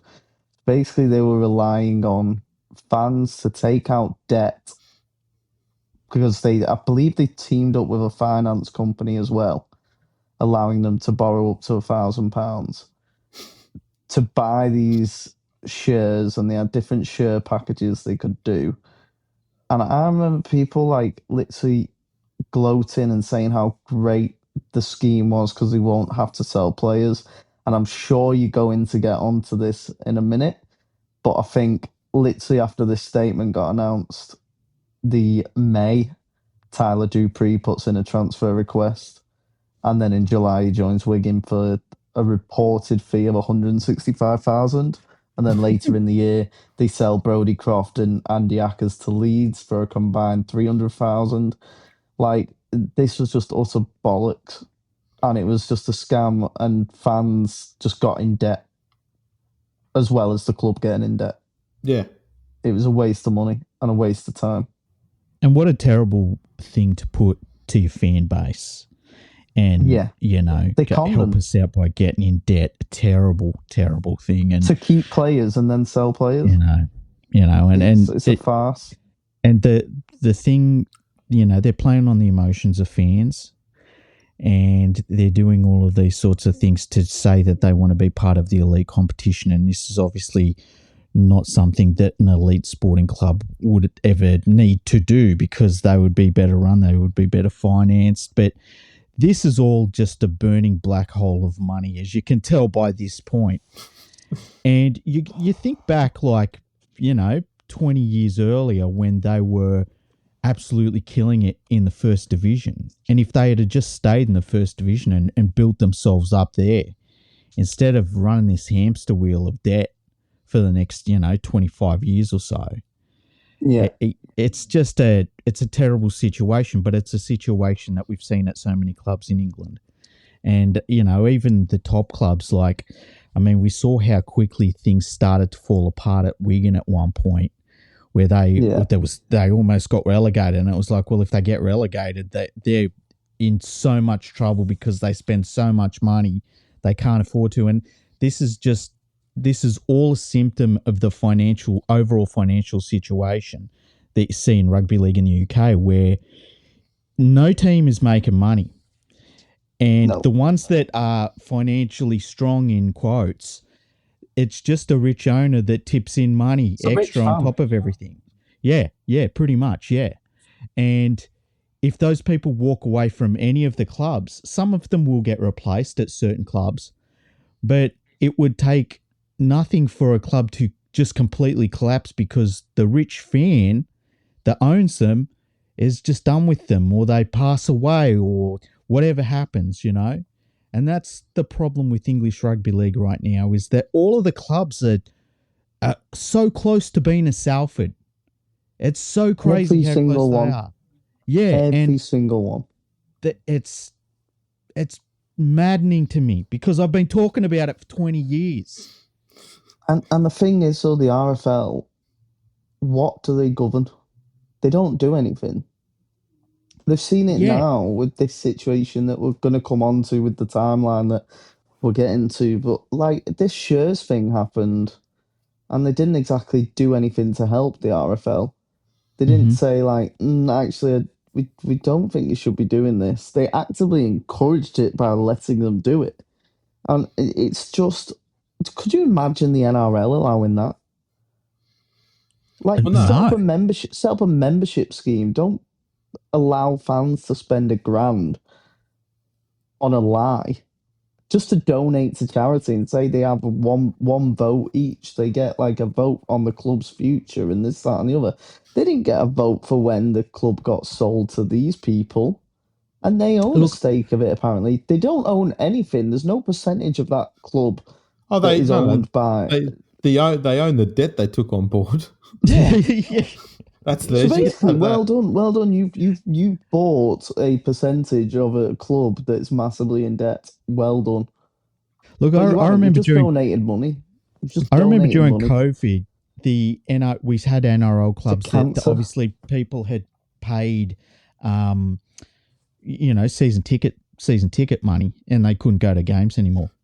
And there were some NRL clubs, and it might have been all of them, I can't remember, but I know there were at least some clubs that said, look, don't make that a donation to the club to keep us going. You bought your season ticket, you won't be able to go to games, but, keep us afloat by letting us have that money and not ask for a refund. And I said to people, that's your money. That belongs in your pocket unless you're getting something for it. And you need it way more than some NRL team does. And I remember some people were upset with me, but it's an obvious thing. And so any time that a club goes to its fans and says, when they want too much money, recognize it and be willing to say no. Because if you don't say no and you go along with these sorts of things, you just allow them to keep getting into more problems time after time again. And that's what we've seen. So do you want to know what each could have got you? They had different packages. Yes, please. Okay, so you could own the club. So for a standard £100, that's $210, by the way. You get a owner package. So you get one share, one vote, a share certificate available to download. We're not going to post it to you. Eligibility to stand for election, whatever that means. A bi-weekly exclusive owners newsletter. An exclusive owner pin badge. And a special match event ticket priority. So you don't get a free ticket or anything. You just get priority to buy tickets. So in a club whose fan base is as small as, well, I don't know. You could fit him in a minibus. Yeah. And look, at the end of the day, you are physically getting a badge. Yeah, you are getting a little badge. A £100 badge. Yeah, and like priority tickets to, you could go to any Salford game you wanted. Like, if I decided to fly over tomorrow, I know I'm going to get tickets to a Salford game. Mate, you're not getting tickets. You're getting a bay of tickets. Yeah. Like, I make sure I get tickets for those big matches. Come on. Don't forget, though, it's available to download, not printed out. Yeah. So for £250 plus, you get the Owner Plus package. Mm-hmm. So you will get the one shirt, one vote. No, you will get the one shirt, one vote, physical shirt certificate. They'll print it out this time. Nice. For £250. So for $520. I bet you had to pay postage to get it. Yeah, 100%. Eligibility stand for election again, and you get all the owner benefits. Plus, guys, you get access to exclusive club partner offers, exclusive Owner Plus open days, that's like open training sessions, I'm guessing, and a 1-year Red Devils TV subscription. Wow. So that's for £250. Wow. There's 2 more packages, by the way. Excellent. Oh, good. It's going to get better. I thought that was pretty bad. 4. So we've gone £100, we've gone £250. What do you reckon the next one up is? Because 500. Sure, 500. Oh, no. Keep going. Oh, geez. Hang on. They're desperate. $1,000. £1,000. $2,100. You get a small second-hand car. Yeah, 3 pins and a hat. Gets you all of the Owner Plus benefits, including that physical share certificate. Nice. Plus, you will get a founder's welcome pack. No details on what that was. You will get an invite to the... Yes. A bag for life. Invite to Founders and Playing Squad 2024 team photo, so you can go on the squad photo. Nice, that's pretty cool. Yeah, exclusive Founders events. Again, no details on what. You get a discount on the function room hire at the Salford Stadium, which, by the way, they don't own. They own the lease, so they're giving a discount on the Salford Stadium that they don't actually have any say in the prices of, I'm guessing. Special priority draws on money can't buy experiences. Ooh. Again, no. Money hasn't bought a great deal at any point in this podcast. Doesn't bought shit so far for Salford. And then we have, after the Founders Club, we have the big boy package. We have the President's Club package. Ooh. What's that, $2,000? $2 million. Whoa, $2,000? You're joking, aren't you? Oh. 5? Keep going. No, really? More than 5. £10,000 plus. What the fuck? I'm reading this off the website, salfordreddevils.com, not .co.uk. Oh my God. So we've got all of the Founders Club benefits, including them discounts on function room hire. Plus, as a prospective member of the President's Club, we would like to tailor your package appropriately to your contribution. Please contact us by clicking the button below and we'll be in touch to discuss. So they're not even giving you a hint. You've got to. There's nothing extra. They're just going to personalize it. They're going to scroll your name on the back of the badge. Yeah. What if you signed up for it? What if you signed up for it and you say, "It's a key ring. I want £19,000." It's a key ring, or like something daft like that. Oh, and then it ends with make history. together were a world first. When you buy your share, you will be making Salford Red Devils the first elite rugby league club in the world to become a community-owned through benefit and community benefit system. We want to be a progressive, sustainable elite Super League club, which consistently achieves success on the field, engages our community, and inspires the next generation through inclusive role models and opportunities for all. With your help, we can achieve this, and you will only be genuinely community-owned club in Super League, where instead of being bankrolled by millionaires, we're backed by multitudes of Salford, Greater Manchester, and those further afield. With payday loans. Every shareholder, regardless of whether they invest £100 or £100,000, gets to cast their vote at our annual general meeting and in elections for board, because we know everyone in the club is united in their passion. This is such a grift. Mate, it was a con. I remember calling it out as a con when it got announced. I'm reading that back. It's even more so. It's that's egregious. Mental. Wait a minute. So I shouldn't be putting my details in right now? No, I probably wouldn't, mate. I probably wouldn't. No, Also, go for it. I was going to do that, but it's all right. I'll just give the money to the Nigerian prince because he's going to make it a lot more. Can I view the full prospectus? You can view the full prospectus here. Jesus Christ. It really was a crowdfunder. Something's crowdfunder.co.uk. Yes. Jesus.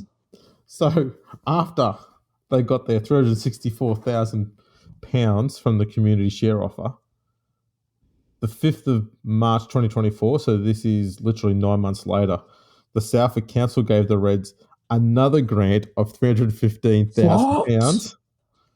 Oh my goodness. And they sold Tyler Dupree in between that. That's a lot of president level shares, to be fair. So we're now pretty confident at this stage. Salford's in a bit of drama, yeah? Yeah. Seems like it. A little bit, mate. So seems like things aren't going great. The 23rd of October last year, IMG graded Salford as a B-class side, the lowest out of all Super League clubs, but it was just high enough for them to remain in Super League. Yeah. I remember when that came out, and I pointed out how that's an issue. Yes, I do recall. Yeah. On the 21st of November last year, Salford club officials called a meeting of all Super League clubs to request an advance payment of money that they were set to receive in 2025. The club claimed that uncertainty over the ownership of the stadium had caused some financial gaps. I mean, here we are thinking that the community now owned the club. Yeah, they don't own anything, because I'm reading the prospectus. There's nothing about how much percentage of the club they were giving up on the crowdfunder. It literally was just. I would not be surprised. There was 0% given. Well, I wouldn't be surprised if they probably gave them a combined entity of 1% or something like that. So they could literally say, you do own a share of the club. But it's a percentage of 1%. Yeah, well, it might even if it's just 1%, they can't, as an entity, they can't do shit. Yeah, because there's literally nothing on how much is given up. Yeah, in this share, they want 10,000 owning us. Yeah.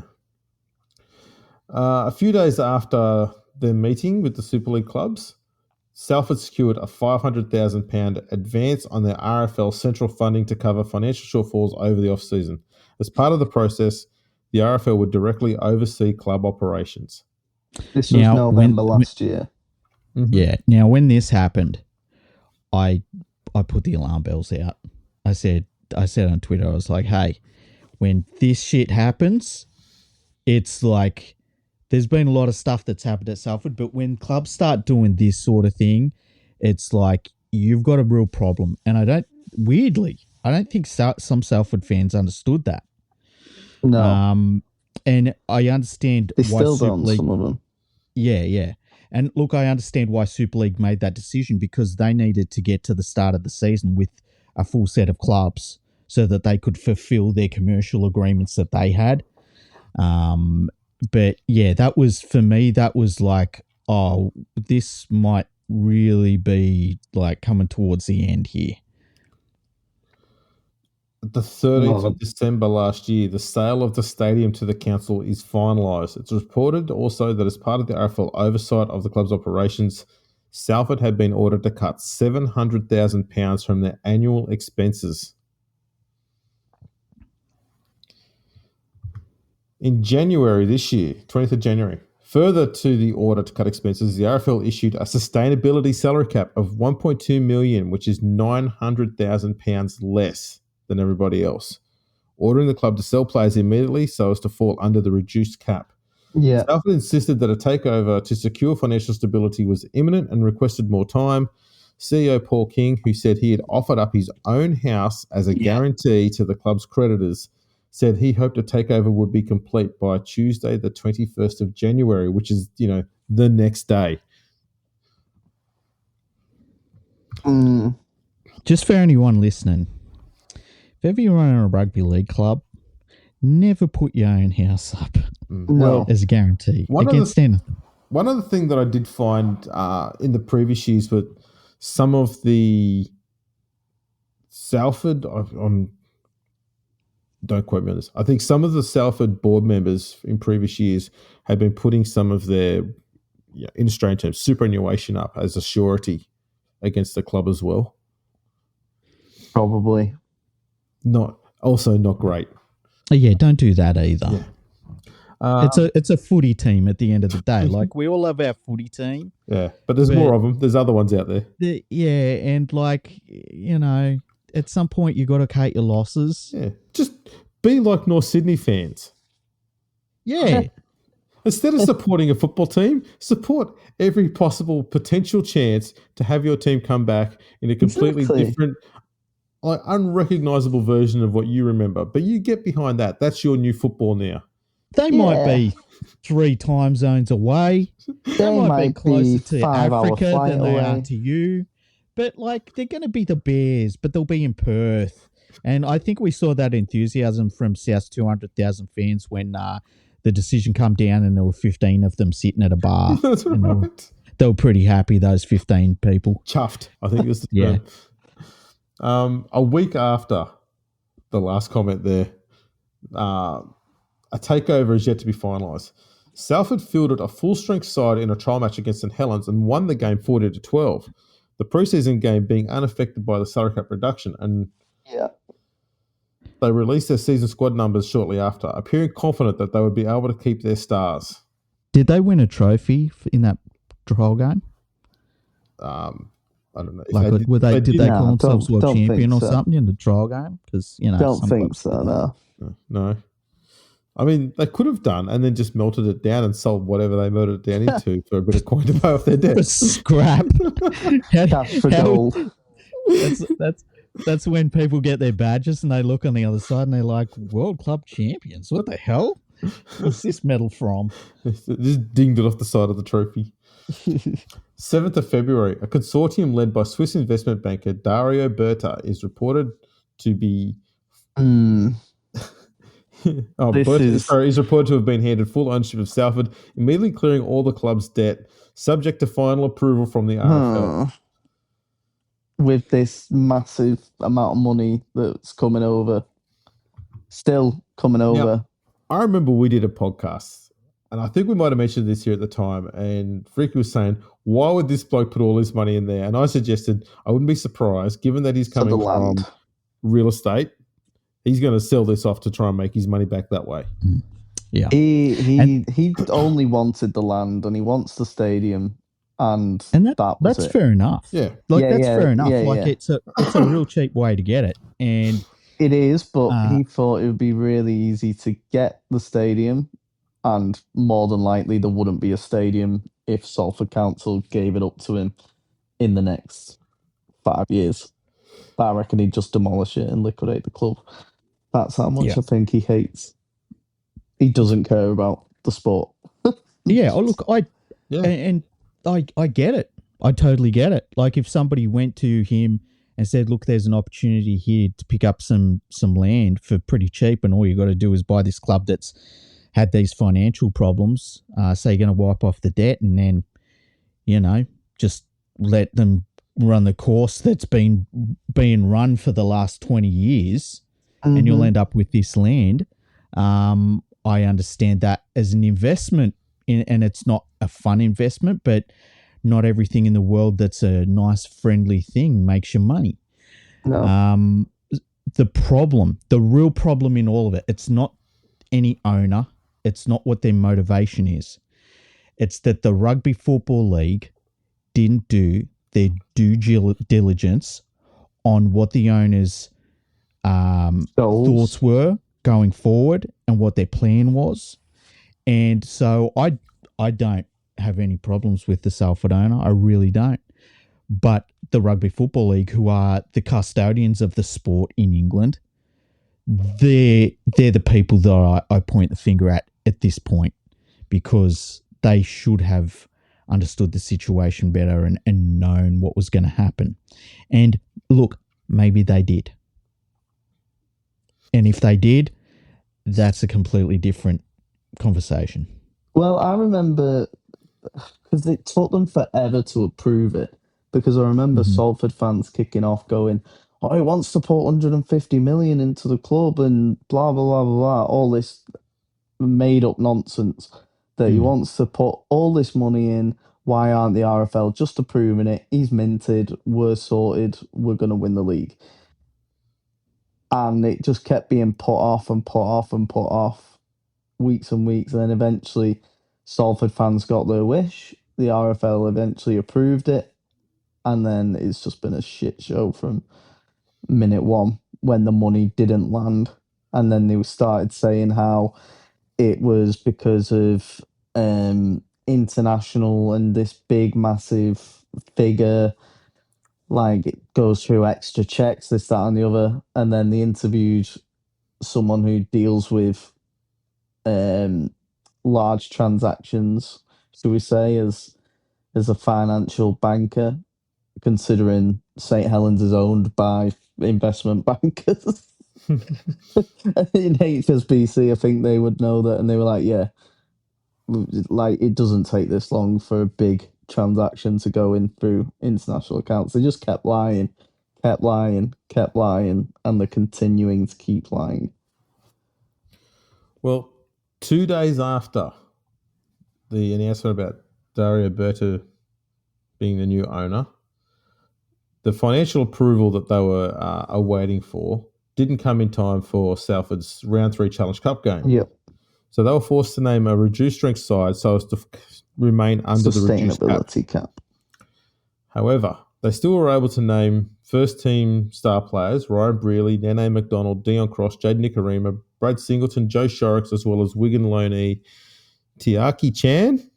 Yeah. And they won the game 46-10. 4 days later... that's Joe Chan's younger brother, by the way. Alex Chan's son.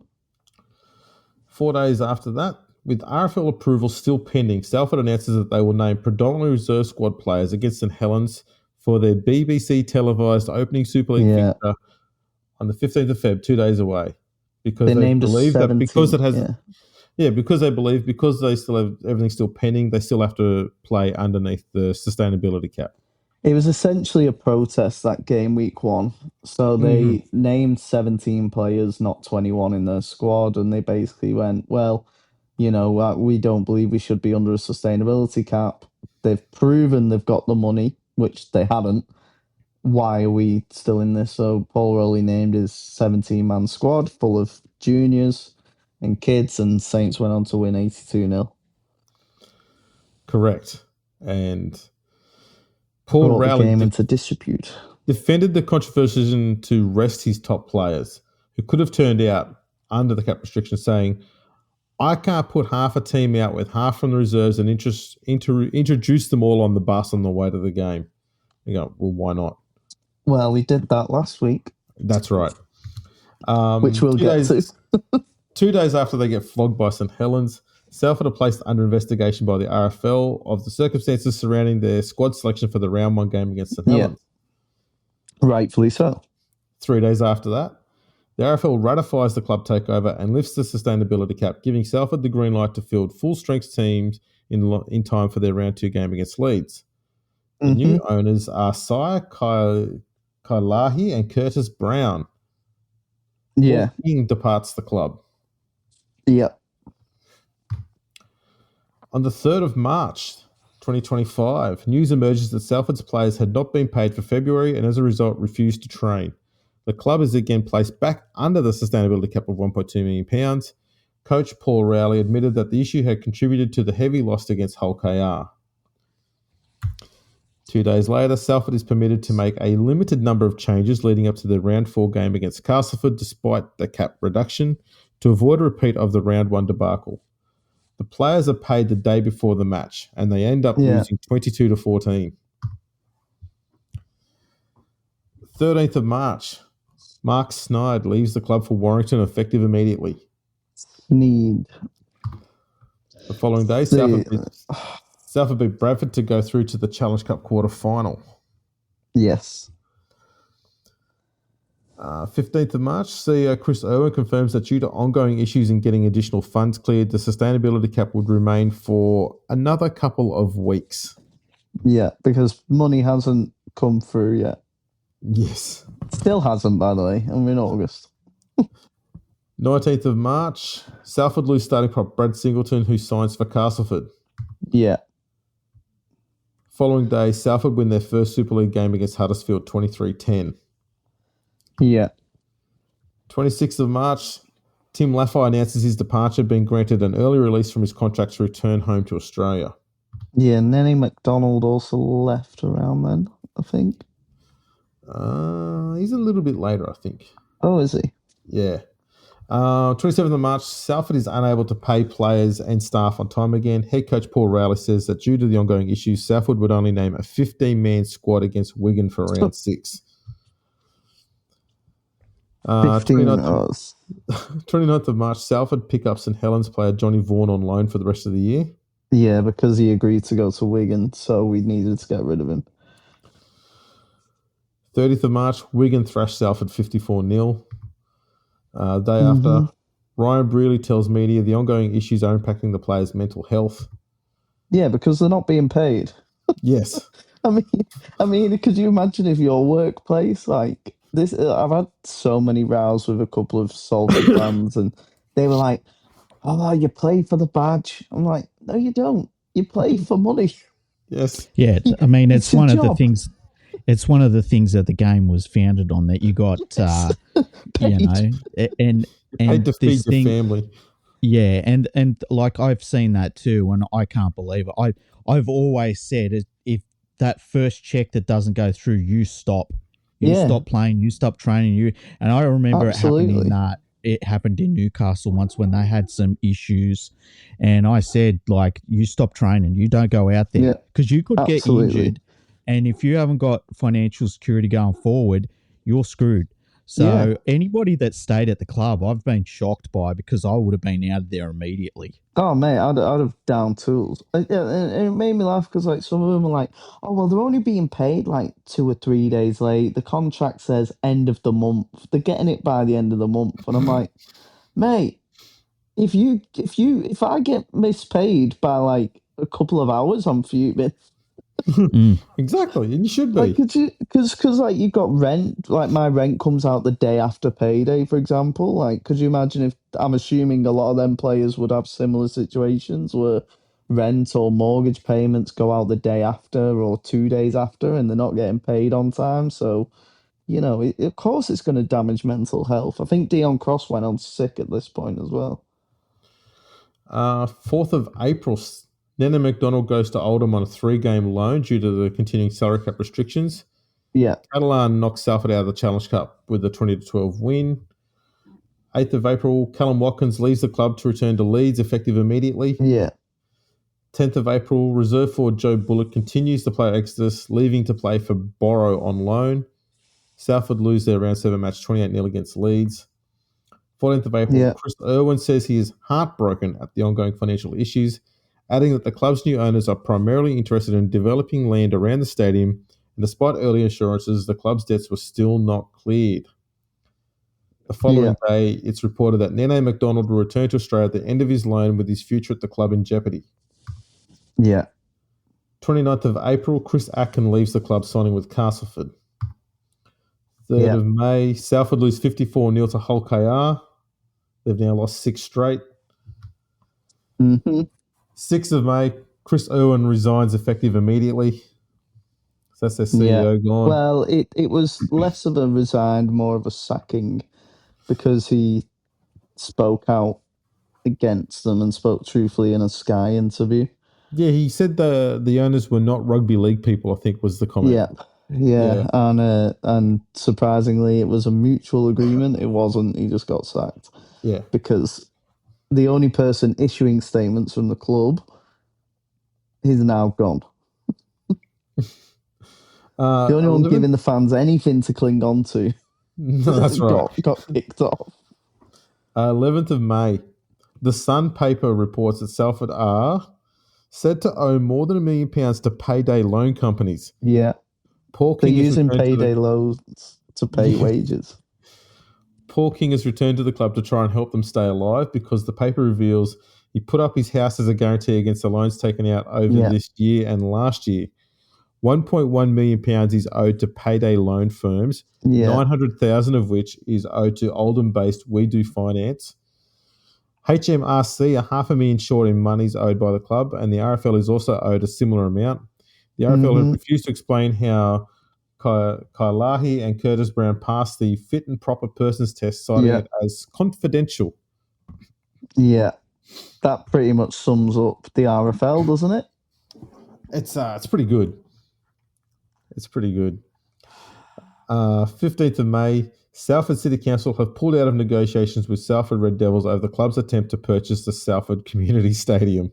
Yeah. Because they didn't want the land around the stadium. They wanted the stadium. Yes. Which is a red flag to the council, who want it as a community hub. So if they sell the stadium and the stadium is theirs to do what they want to, the stadium may well not be there. You would think, though, that Salford City Council, given, we've gone through a good 15 years worth of dealings with the Salford Red Devils, would probably go, you know what, we don't think you guys could probably afford to buy a football stadium at this stage. we've just, look, I'm not going to pass any judgments, but let's just take it as a hunch, all right? An educated hunch. We're looking at this £1.5 million debt that we've been hanging on to for the last nearly 20 years. We're going, I don't know. It's probably not ideal. Not ideal, is it? It's not best. Saints have just scored. On the 18th of May, Salford go down 48-16 to Castleford. It's a 7 straight loss, and they finally go to the absolute bottom of the Super League table. The week later, they get flogged by Wakefield 72-10. And on the 12th of June, Nene McDonald takes unpaid leave for the month of June. Yeah. Well, I mean, they were all on unpaid leave. Well, that's true. They're also on unpaid, presents. Yeah, unpaid playing. 16th of June, Salford coach Paul Rowley said of Sam Stone, yesterday he downed tools. Stone leaves the club the following day. To Warrington. How could you say that about a dude that's not getting paid? I know, yeah. Well, I found that disgusting. Like Dion Cross. Left for Saints. 26th of June, the Salford Red Devils winding up hearing has been adjourned until September 3. The club are confident of obtaining a bridging loan and that it will land in the next coming days to pay off the HMRC debt and wages. If it's more loans. Nothing says stability like loaning to pay off loans. 29th of June, St Helens flogged Salford 58-0 at Salford's 12th straight loss. 13th of July, Salford beats Castleford 26-22. Their losing streak ends at 13. Yeah. 31st of July, Hull KR beats Salford again, worse this time, 74-12. Yeah. 4th of August, 4 players leave all on the same day. Chris Ankerson leaves the club effective immediately to join Leeds. Chris Hill joins Bradford, and Jack Ormondroyd and Ryan Brearley both join Oldham. Yeah, the club captain, by the way, Ryan Brearley. Excuse me. Who's a Salford lad as well. Supported Salford growing up. And he did an interview on Sky and he was emotional with everything. Like, you could just tell how much it's sapped out of him. Yeah, and he even said that he had, planned to retire at the club. Yeah. I know. This is where it gets into the absurd. Because we're into August now. This is... The last 2 weeks have been more than a car crash. Right. This is where we're up to. We're into now. On the 6th of August, it's revealed that Salford have unpaid bills to both the coach company that drives players to away games and to the laundrette that launders their kit. Well, what happened with the laundrette, I don't know if you got this in your research, is the kit man left a couple of months ago because he didn't get paid. Yes. So that's why they were using a laundry company to do the kits. That's right. And so because the laundrette had not been paid, they just decided that they're going to keep hand over the kit until they get their money. Fair enough. So there's no coach to take them to games, and even if the coach did go, they had no gear to wear. No kits. Wouldn't it be funny if they had put the kits on eBay? Oh, that would have been amazing. Match worn. So the day after that, a group of Salford fans organised themselves under the name the 1873, demanding transparency and communication, and announced their intent to stage a peaceful protest march on August 17, which is today. Today, which went ahead despite the fact that, as we're going to get to. Yes. 10th of August, Hull FC outdo their cross-city rivals and smash Salford. What the hell? Our cross-city rivals? Yeah, Hull KR. Oh, that's right, yeah. And they beat Salford 80-6. The day after, Salford's owners revealed that an essential £1.8 million investment pledged by an external backer and anticipated by November 2024 failed to materialise. They also announced that they are securing bridge funding that restores immediate financial stability. They claim the bridge funding will be secured by the end of August and reaffirm that the club will not close. Now, can we go back to the one that you said in June, that they said by the end of June it would be in the account? And now I'm saying end of August. That's right, yeah. Where was that? Wasn't it June 24th, you said? They talked about the bridging loan. Oh, no, there's one here. Was that the one where I mentioned the payday loans as well? No. Yeah, but you mentioned the bridging loan. I'm pretty certain they said it was like due at the end of whatever month it was. 26th of June. Yeah, and it was due at the end of the month, which never came in. That's right, yeah. And now we're in August, now it's due at the end of this month. We've secured it now. Everything. Yeah, but is it secured? So this is the 13th of August. We're now in this week. Please say you're on about the CIO. No, I'm not there yet. Oh. Assistant coach Kristen Inu said that the consortium not come in, the club would have fallen apart a long time ago. As opposed to what just happened? This is a quote from him.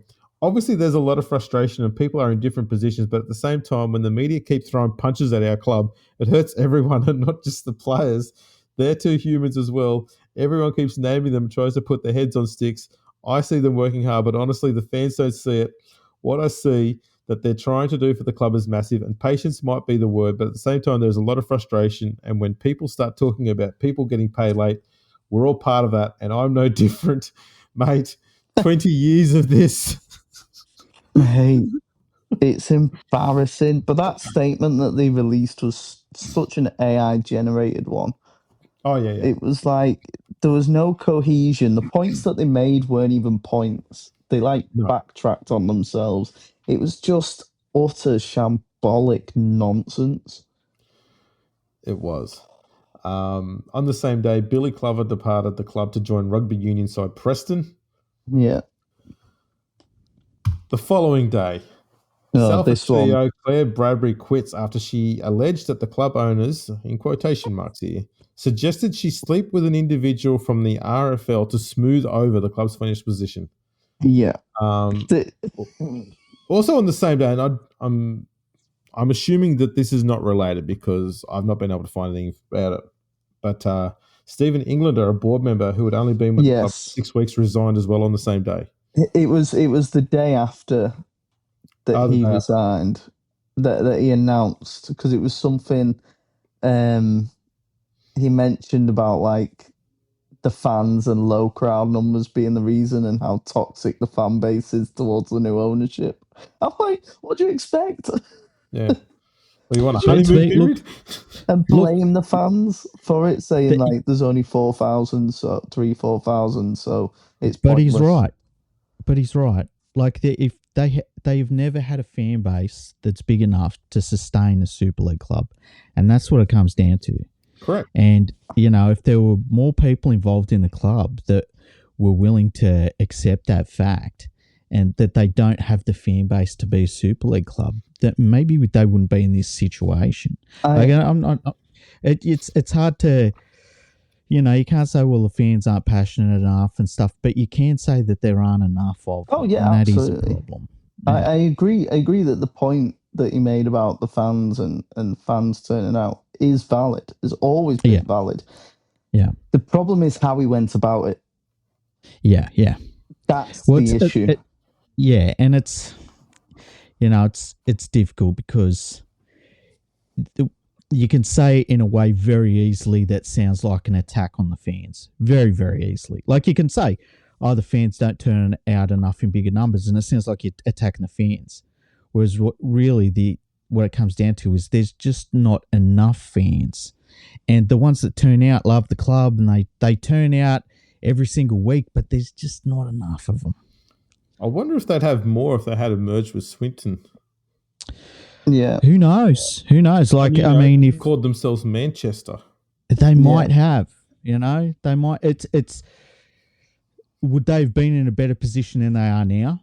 Well, Swinton tried to do that themselves a few years ago when the fans kicked off, and there was there's only about 300 fans there anyway, so what's the point? Like, we couldn't believe it when they did that, because they got gifted that opportunity and they went no, and he went, "You've seen what happened to Salford when they said no." Yeah, like the right answer obviously is not no, and they've gone no. Yeah. Our fans didn't like it. They said they wouldn't turn up. Steve. So there's only 300 there anyway. So what else was there about this Claire Bradbury stuff? I've not looked into it too much. Well, that was it. But it's more just like how it's desperation at its absolute insanity. Glitzy, man. It's just it just and it's sums disgusting. up the immaturity, the disgusting nature of this ownership group, and how little they care about A, the game, B, the reputation, C, women in general.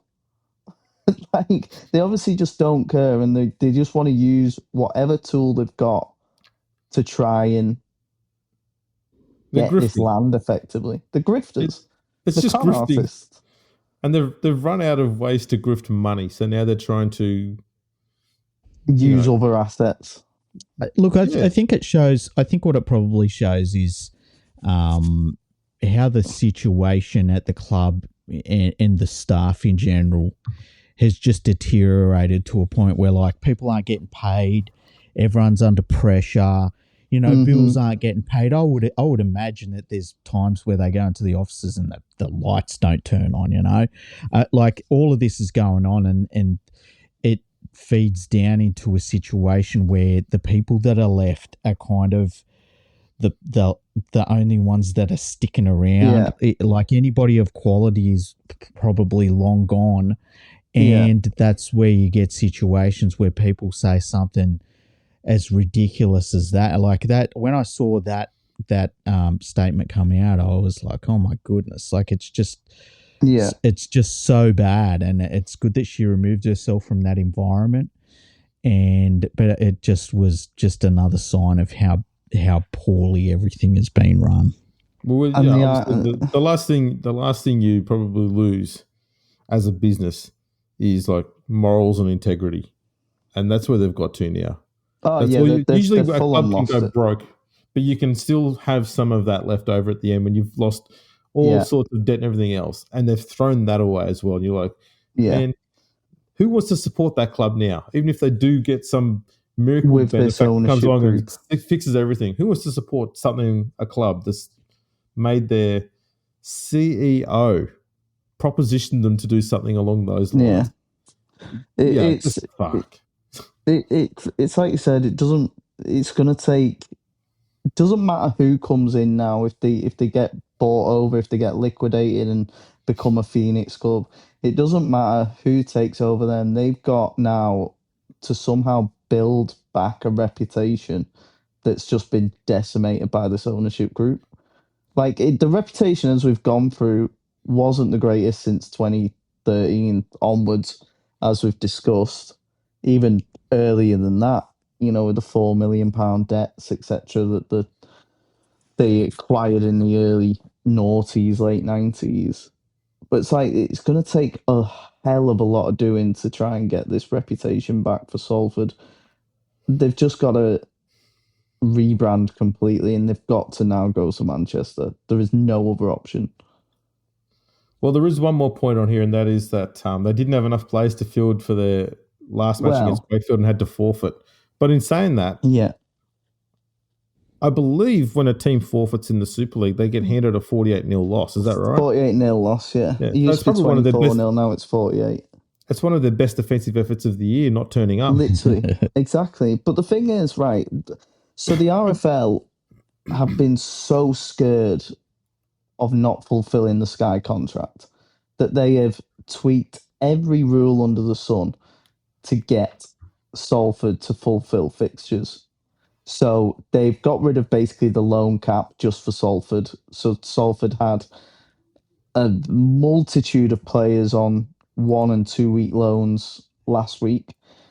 You had players making the Super League debut, young kids from other Super League clubs that were there just to fulfill a fixture, because Sky signed a contract. There'll be 6 Super League games on each week on TV.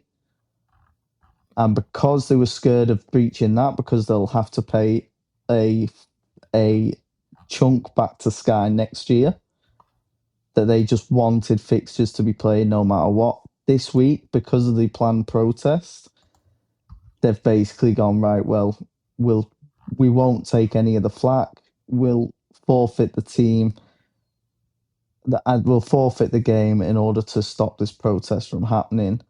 And we'll still keep a bit of decorum and a bit of, it's a farce. They've now used 61 players so far this year. Yeah, they had number 62 last week on the shirts they got back from the buddy. And 63, Brad Dwyer ran out on 63. Oh, 63, yeah. It's because some players got the squad numbers but then left before they played because of the sustainability cap, I think.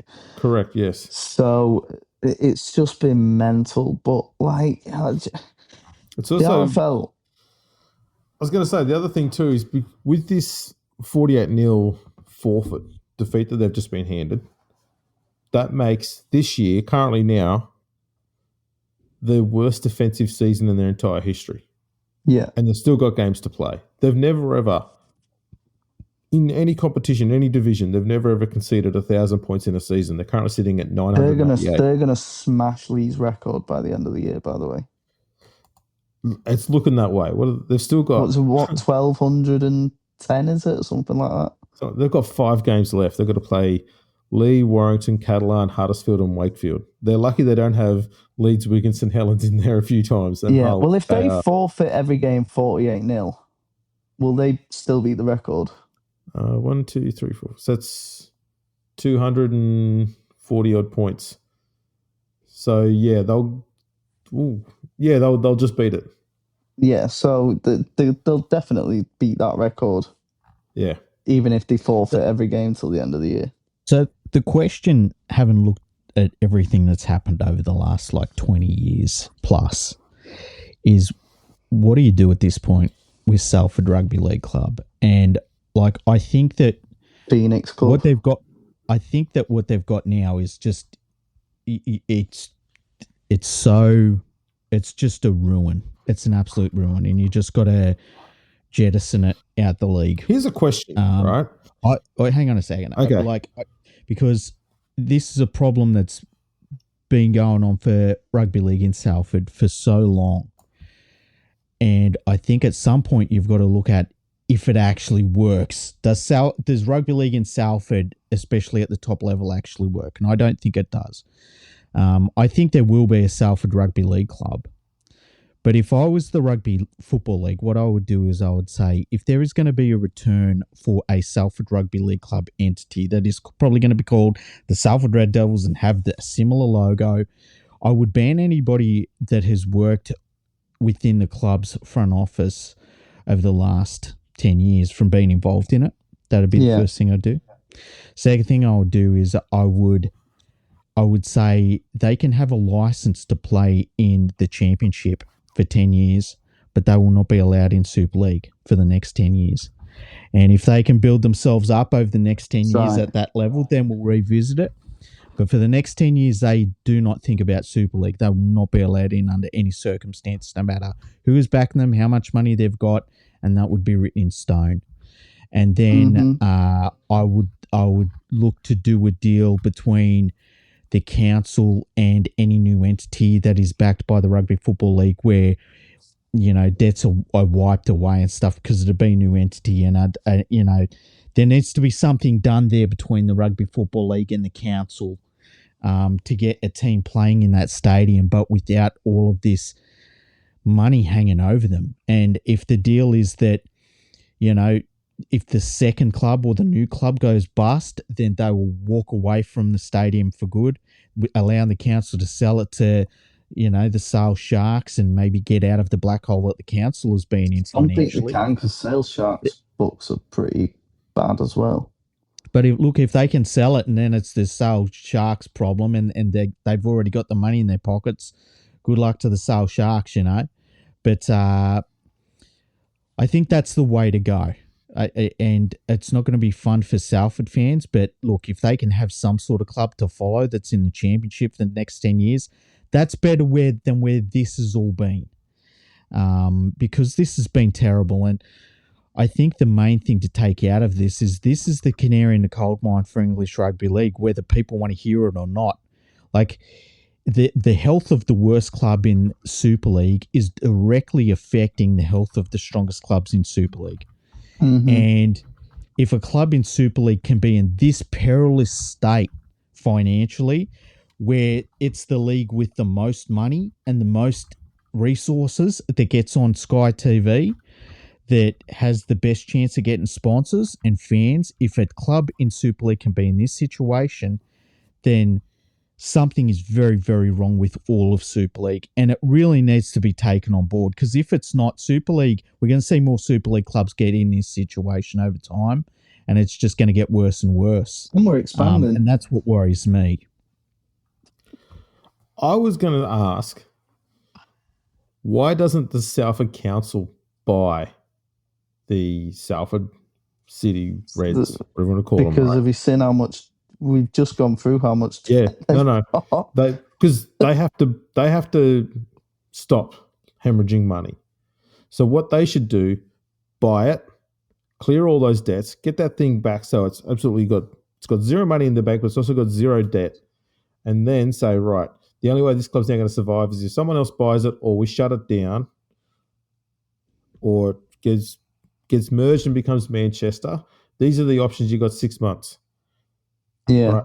And at that point, it becomes an ultimatum. You want this club to survive? This is the only way it's going to happen. We've cleared all its debts. You're going to start with a blank canvas, but these are the three things you've got to work with. I just think it continues with another scheme to try and save this club, though. If will, but at the same time, we're at the point now where it's less about the club and more about the residents of Salford who are paying money to this council, who are then spending that money on this club and venue that's just nothing but a financial black hole for the council and the people of Salford. And then Salford's that's all you're going to do when they buy it.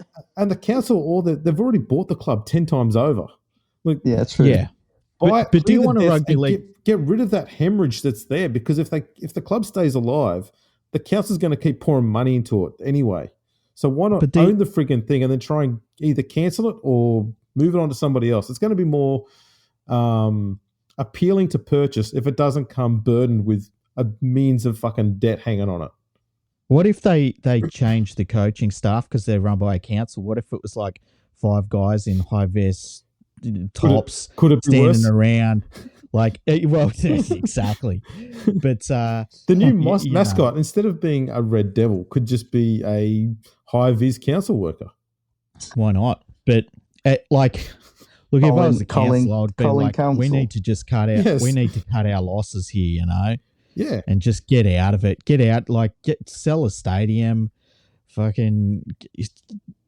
Because it's been so much money from the council. I mean, I can't believe that Salford residents haven't blown up about all of this. Oh, they have. To the point where the council haven't been able to. They have, mate. But, well, and this is what it comes down to. Vote the pricks out that keep on putting money into the football club. You know? They have been, and the new ones come along and they just keep pouring more into it because they're so and keep taking more loans out. They're so stubbornly adamant that this venue is a community venue. And so because it's a community venue, they say, no, we can't let it fold. We can't let it be privatized. We have to keep it for the public. You know? And they're stuck on this. There's only 2 teams that play there. Yeah, and that's what's stupid about it. Look, privatize the thing already and get it off your books, get it out of your coffers. That's the easy thing to do. And then the harder one is just buy the Salford club, get rid of all those debts and say, right, we're selling this club. They've either got to merge, rename, whatever. Just get rid of it. We can't.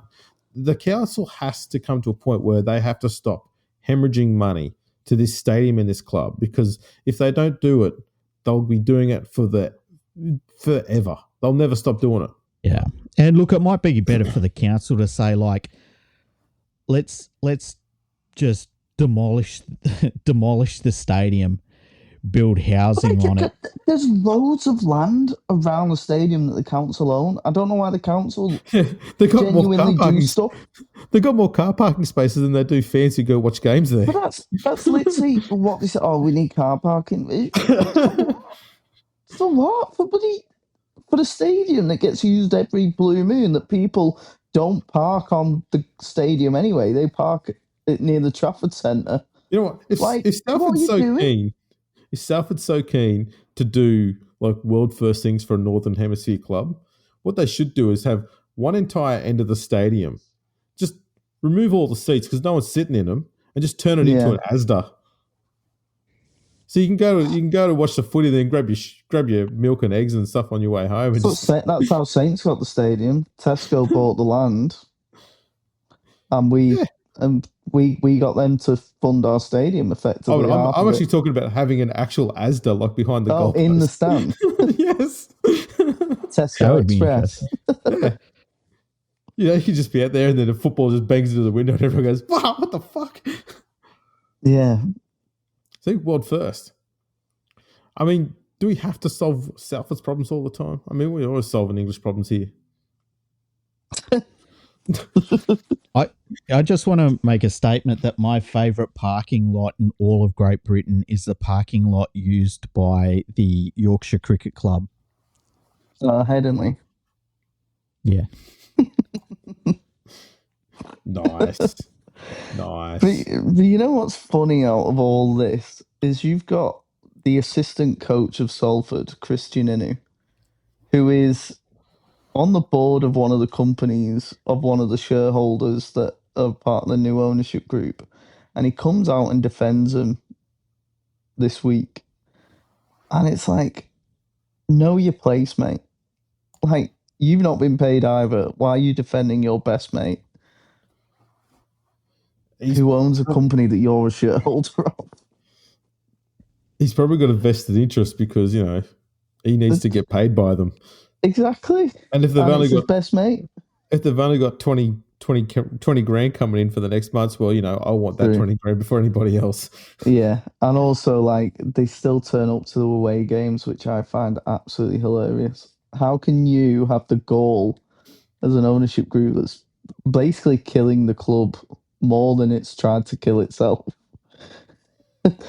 and you're still rocking up to away games. I'll tell you what's funny, okay, is that, and funny in a weird way, is that you remember back in, 2013, 2014, when the Sharks were going through their Asada madness? Mm. And at the same time that they were dealing with that massive burden to their status and their brand. Yeah. They were trying to sell their development as well and get a loan from the bank to look after their debts. And they fucking got it done. And I go, how the hell did they manage to do that during all of that? And Salford can't sort this shit out, which is less money than what the Sharks were stuck with. Because there's probably more money in the Australian game and more security in the Australian game, I'd assume. There might be. But at the same time, the Sharks still had to renovate that ground, and they own that ground, so they don't get a help doing that. They've got to do that out of their own pocket. And they had no money in their pocket. And they had to change everything around that ground and get money in advance. No, it's not too much different to what Salford did when they went and asked clubs, can we have £500,000 in advance or whatever it was. Yeah. It wasn't any different, except the Sharks League Club, instead of going to the NRL or to the other clubs, they went to potential retailers, just like what Salford were doing in 2010, 2011, that Red City Development Group. Yeah. They went to retailers and said, we're building this. We just want you to give us like 2 or 3 years of rent in advance. There are definite parallels between the two, because I was thinking about it as we were talking about it, But in terms of, you've got a stadium that's pretty small. It's not the biggest stadium in the world, and it's got a lot of land around it to develop. But that's the councils, and if it was Salford's land, we'd be having a different conversation, because they would have been able to loan against the land, But because they don't have any assets really of their own, they can't do that, and that's the difference. Yeah.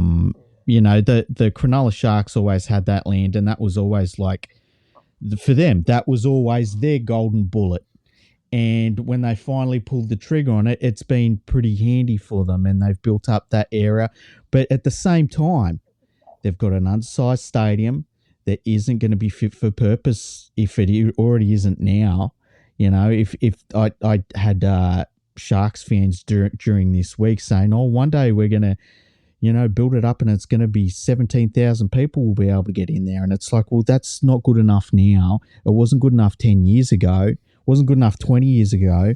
And I tell you what, by the time you get there for 17,000 fans, you're going to be left in the dust, because every other club is going to have a 30,000 seat stadium at worst.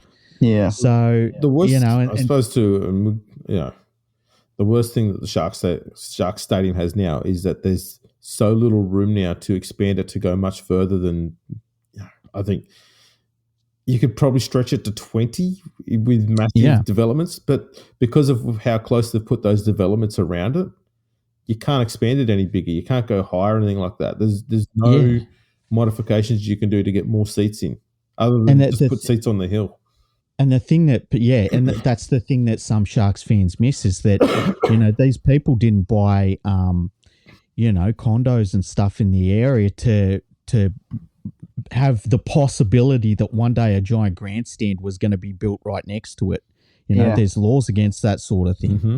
So they basically are stuck with the footprint that they've got and the heights that they've got on the stands and stuff like that. And it is a little bit of a parallel there between the two clubs, and it's not a good situation. I feel sorry for Salford fans, because they're, what they're going through, it's got to be worse than even losing your club for forever. And I mean, look, you kind of know what that's like with the Balmain basically ceasing to exist in the top level. It's horrible. It's really horrible. I can't imagine it. It's never happened to me. But, would you have rather seen Balmain go through all of the shit Salford have for the next 25 years and still be in this situation? Like, I can't imagine that's good for a person. Yeah, it's tough, because you look at it and you go, how do you pick which one's better out of the two options? Like, Yeah. Even with the merge option, it's just got that's been miserable as well. Yeah. It's I don't know. I don't see where there's a light at the end of the tunnel for Salford. Me either. No, neither do I. They've got it's almost like the people who are running the club are deluding themselves into thinking that there is one. Yeah. Yeah, no, I just don't see it happening. Like, even if they start again, well, it's still going to have the inherent problem that the supporter base is only big enough for a club that's in the lower grades, and it just is what it is. You can't get around that at the end of the day. And look, they're going to get relegated at the end of the year. Yeah. Oh, 90% certain. I can't see how there's ever a chance that they make it back into Super League unless Nigel Wood buys them. Mate, don't even get me started on that situation. Which ground is more serviceable for you, Freaky? If you've got to pick one, Odsal or Salford? Oh, I'd take Salford every day of the week. Every day of the week, mate. Every day. I went It's a nice little Park. stadium. I went to Sharp Park yesterday, and I couldn't believe that you guys slag off that ground. I was like, I need every Australian needs to be sent to Odsal if they slag off Sharp Park. Hang on, I've made no comments about the ground. No. And all I've said is that it should be bulldozed. That's all. Like, you're making it sound like I'm saying something bad about it. I just bulldoze it and build house in there. That ground is a million times better than Odsal. Shinodsal. I've had my fair share of criticisms of Leichhardt Oval. I'd take Leichhardt over Odsal any day of the week. Oh, likewise. Any day of the week. So would I. Yeah. At least they don't have weeds growing out of commons. Hey, at least they've got one thing in common, though. Both stadiums have one stand that's condemned. This is true. Look, so, I will say this, okay? I'll go on the record here. I will take the Humula Cricket Ground over Odsal. I don't even know what none of you know where that is. That's where I'm from, right? Yeah. But that thing is flat. Right? That's something Odsal doesn't have. It's flat. Yeah, like, I'm just thinking, like, I would take a flat bit of land that had nothing on it over Odsal, because then you don't have to flatten it, do you? That's right. And the Humula Cricket Ground also has a massive hill on one side of the ground, just like Odsal. Yeah. And it's not even close to the ground, just like Odsal. Yeah. Mm-hmm. Yeah. We don't have a flat, there's no flat screen TV there. Yeah, that's true. But I dare say that could be arranged. There are sheds there. They're very old, but there's sheds there. Nice. Yeah. Younger than Odsal's sheds. Yeah, will be. How old's Odsal? Oh, old. A century old. Yeah. So yeah, easily. I think I thought 1920s. Okay. Well, the Humula Cricket Ground was probably built around. Let me have a little Google. Odsal Stadium. Obviously famous for caravan derbies. Slot car racing. And that obscene massive crowd in, what was it, 1940? Yeah. 50? Oh, there you go. So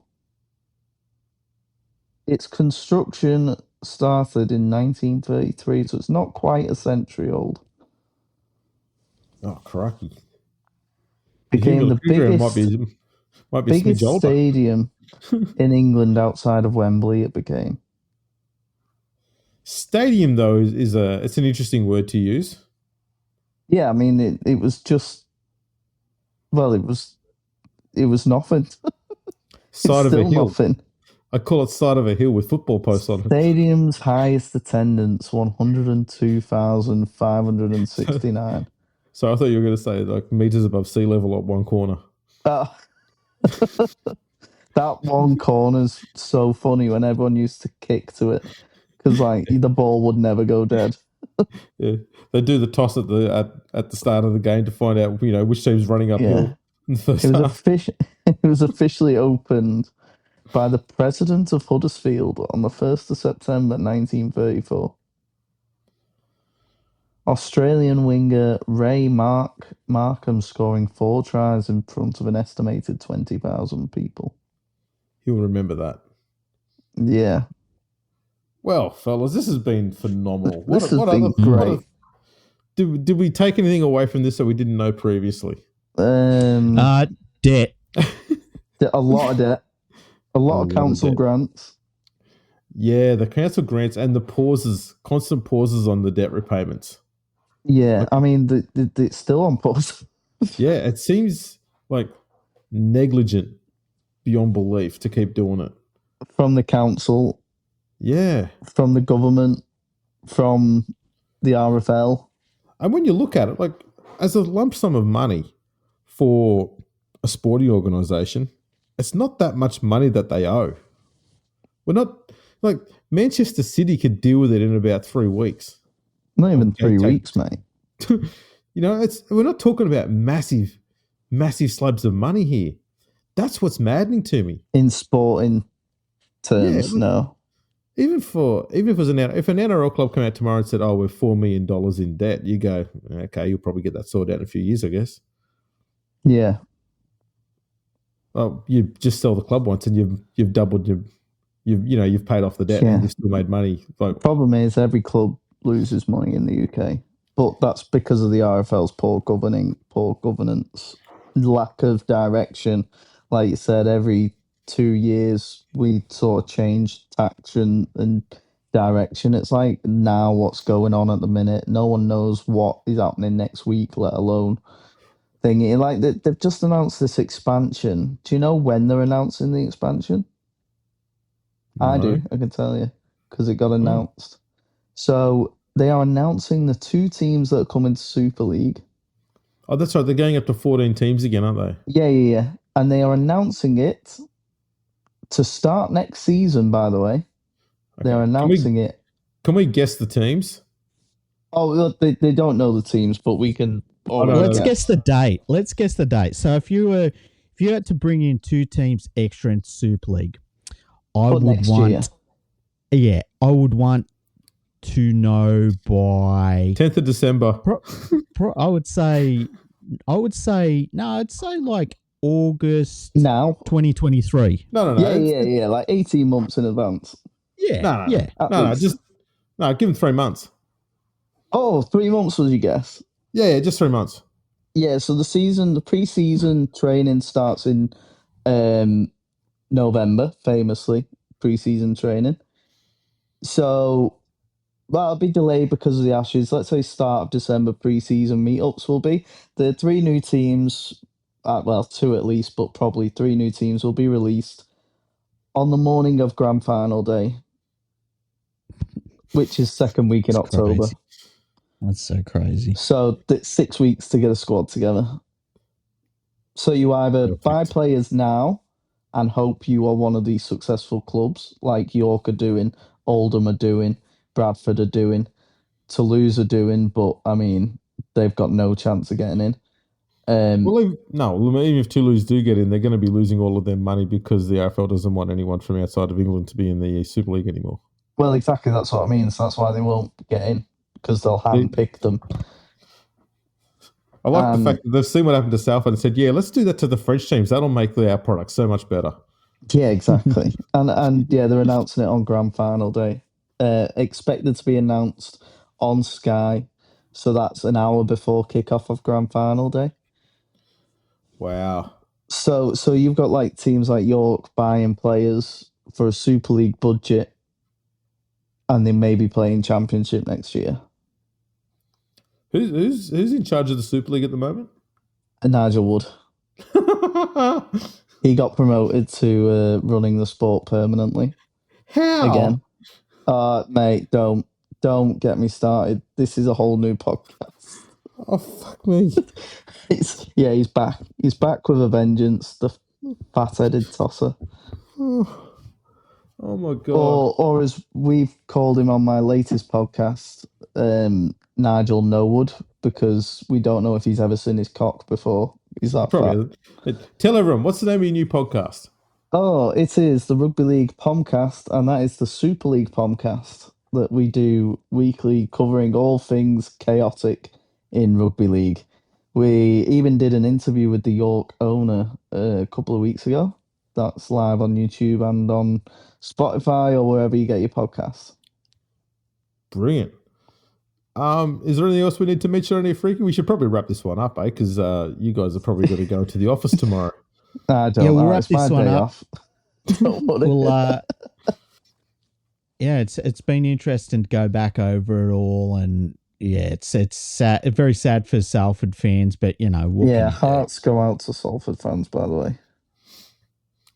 Does that include the ones that bought the share offer? No, you're idiots. Definitely. Look, that it was silly of them, but you definitely listen. You're blinded by love, aren't you? At the end of the day, you make silly decisions when you're in love. Yeah, but just don't do it again. Yes, please learn from that mistake. Please don't do it again. Ask for a refund next time they get a new owner. And definitely don't buy them on finance. Please. Rule number one. Yeah, I'm sure the flyer went out from the club and said, "Do as we do." Yeah, I'm sure. Imagine if you burned your priority seating allocation on the game that got cancelled. Oh man! Oh yeah. Your priority tickets against Wakefield. Oh man! My God. Thing is though, that game got cancelled, but they haven't announced if you get refunds or you get anything, so they could well just take the money and run. So they haven't announced if they get even you get any money back. You know what? It'd be on brand if they took the money and run. That's just another perfect grift. It would be. Grifter's got a grift. And remember, guys, don't be spending £10,000 plus and finding out more info on a sponsorship scheme either. Just give them a quid. Oh, that was one thing I didn't mention. On the thing, you had to be a member of I think it was like CBS or something, and you had to pay £1 to register with that before you bought your shares. So they got £1 off everyone before, without even buying a share. Sticky pound. Charge another £5 for postage, as Freaky was saying. Another £1 or £2 for freight. Oh, it's such a strange club and sport. Well, we could just call this part 1 for now. Yeah, we'll call it part 1 because we'll be back in a couple of weeks when more chaos. There'll be more. We'll do a top-up episode every 6 months or so. Every 6 months? It's every 6 weeks at this rate. Look, this is true. Well, we rolled through about 100 bullet points in the last 3 months alone. It's certainly a juicy topic. There's no doubt about it. Thanks for joining us, Johnny. It's been a pleasure. It was great having you on board. Thanks for having me. Always a pleasure, man. And make sure if you want to check us out on the socials, we're all over Twitter, Facebook, LinkedIn. They're everywhere. So check us out on all of those. And we'll catch us all next time. All right.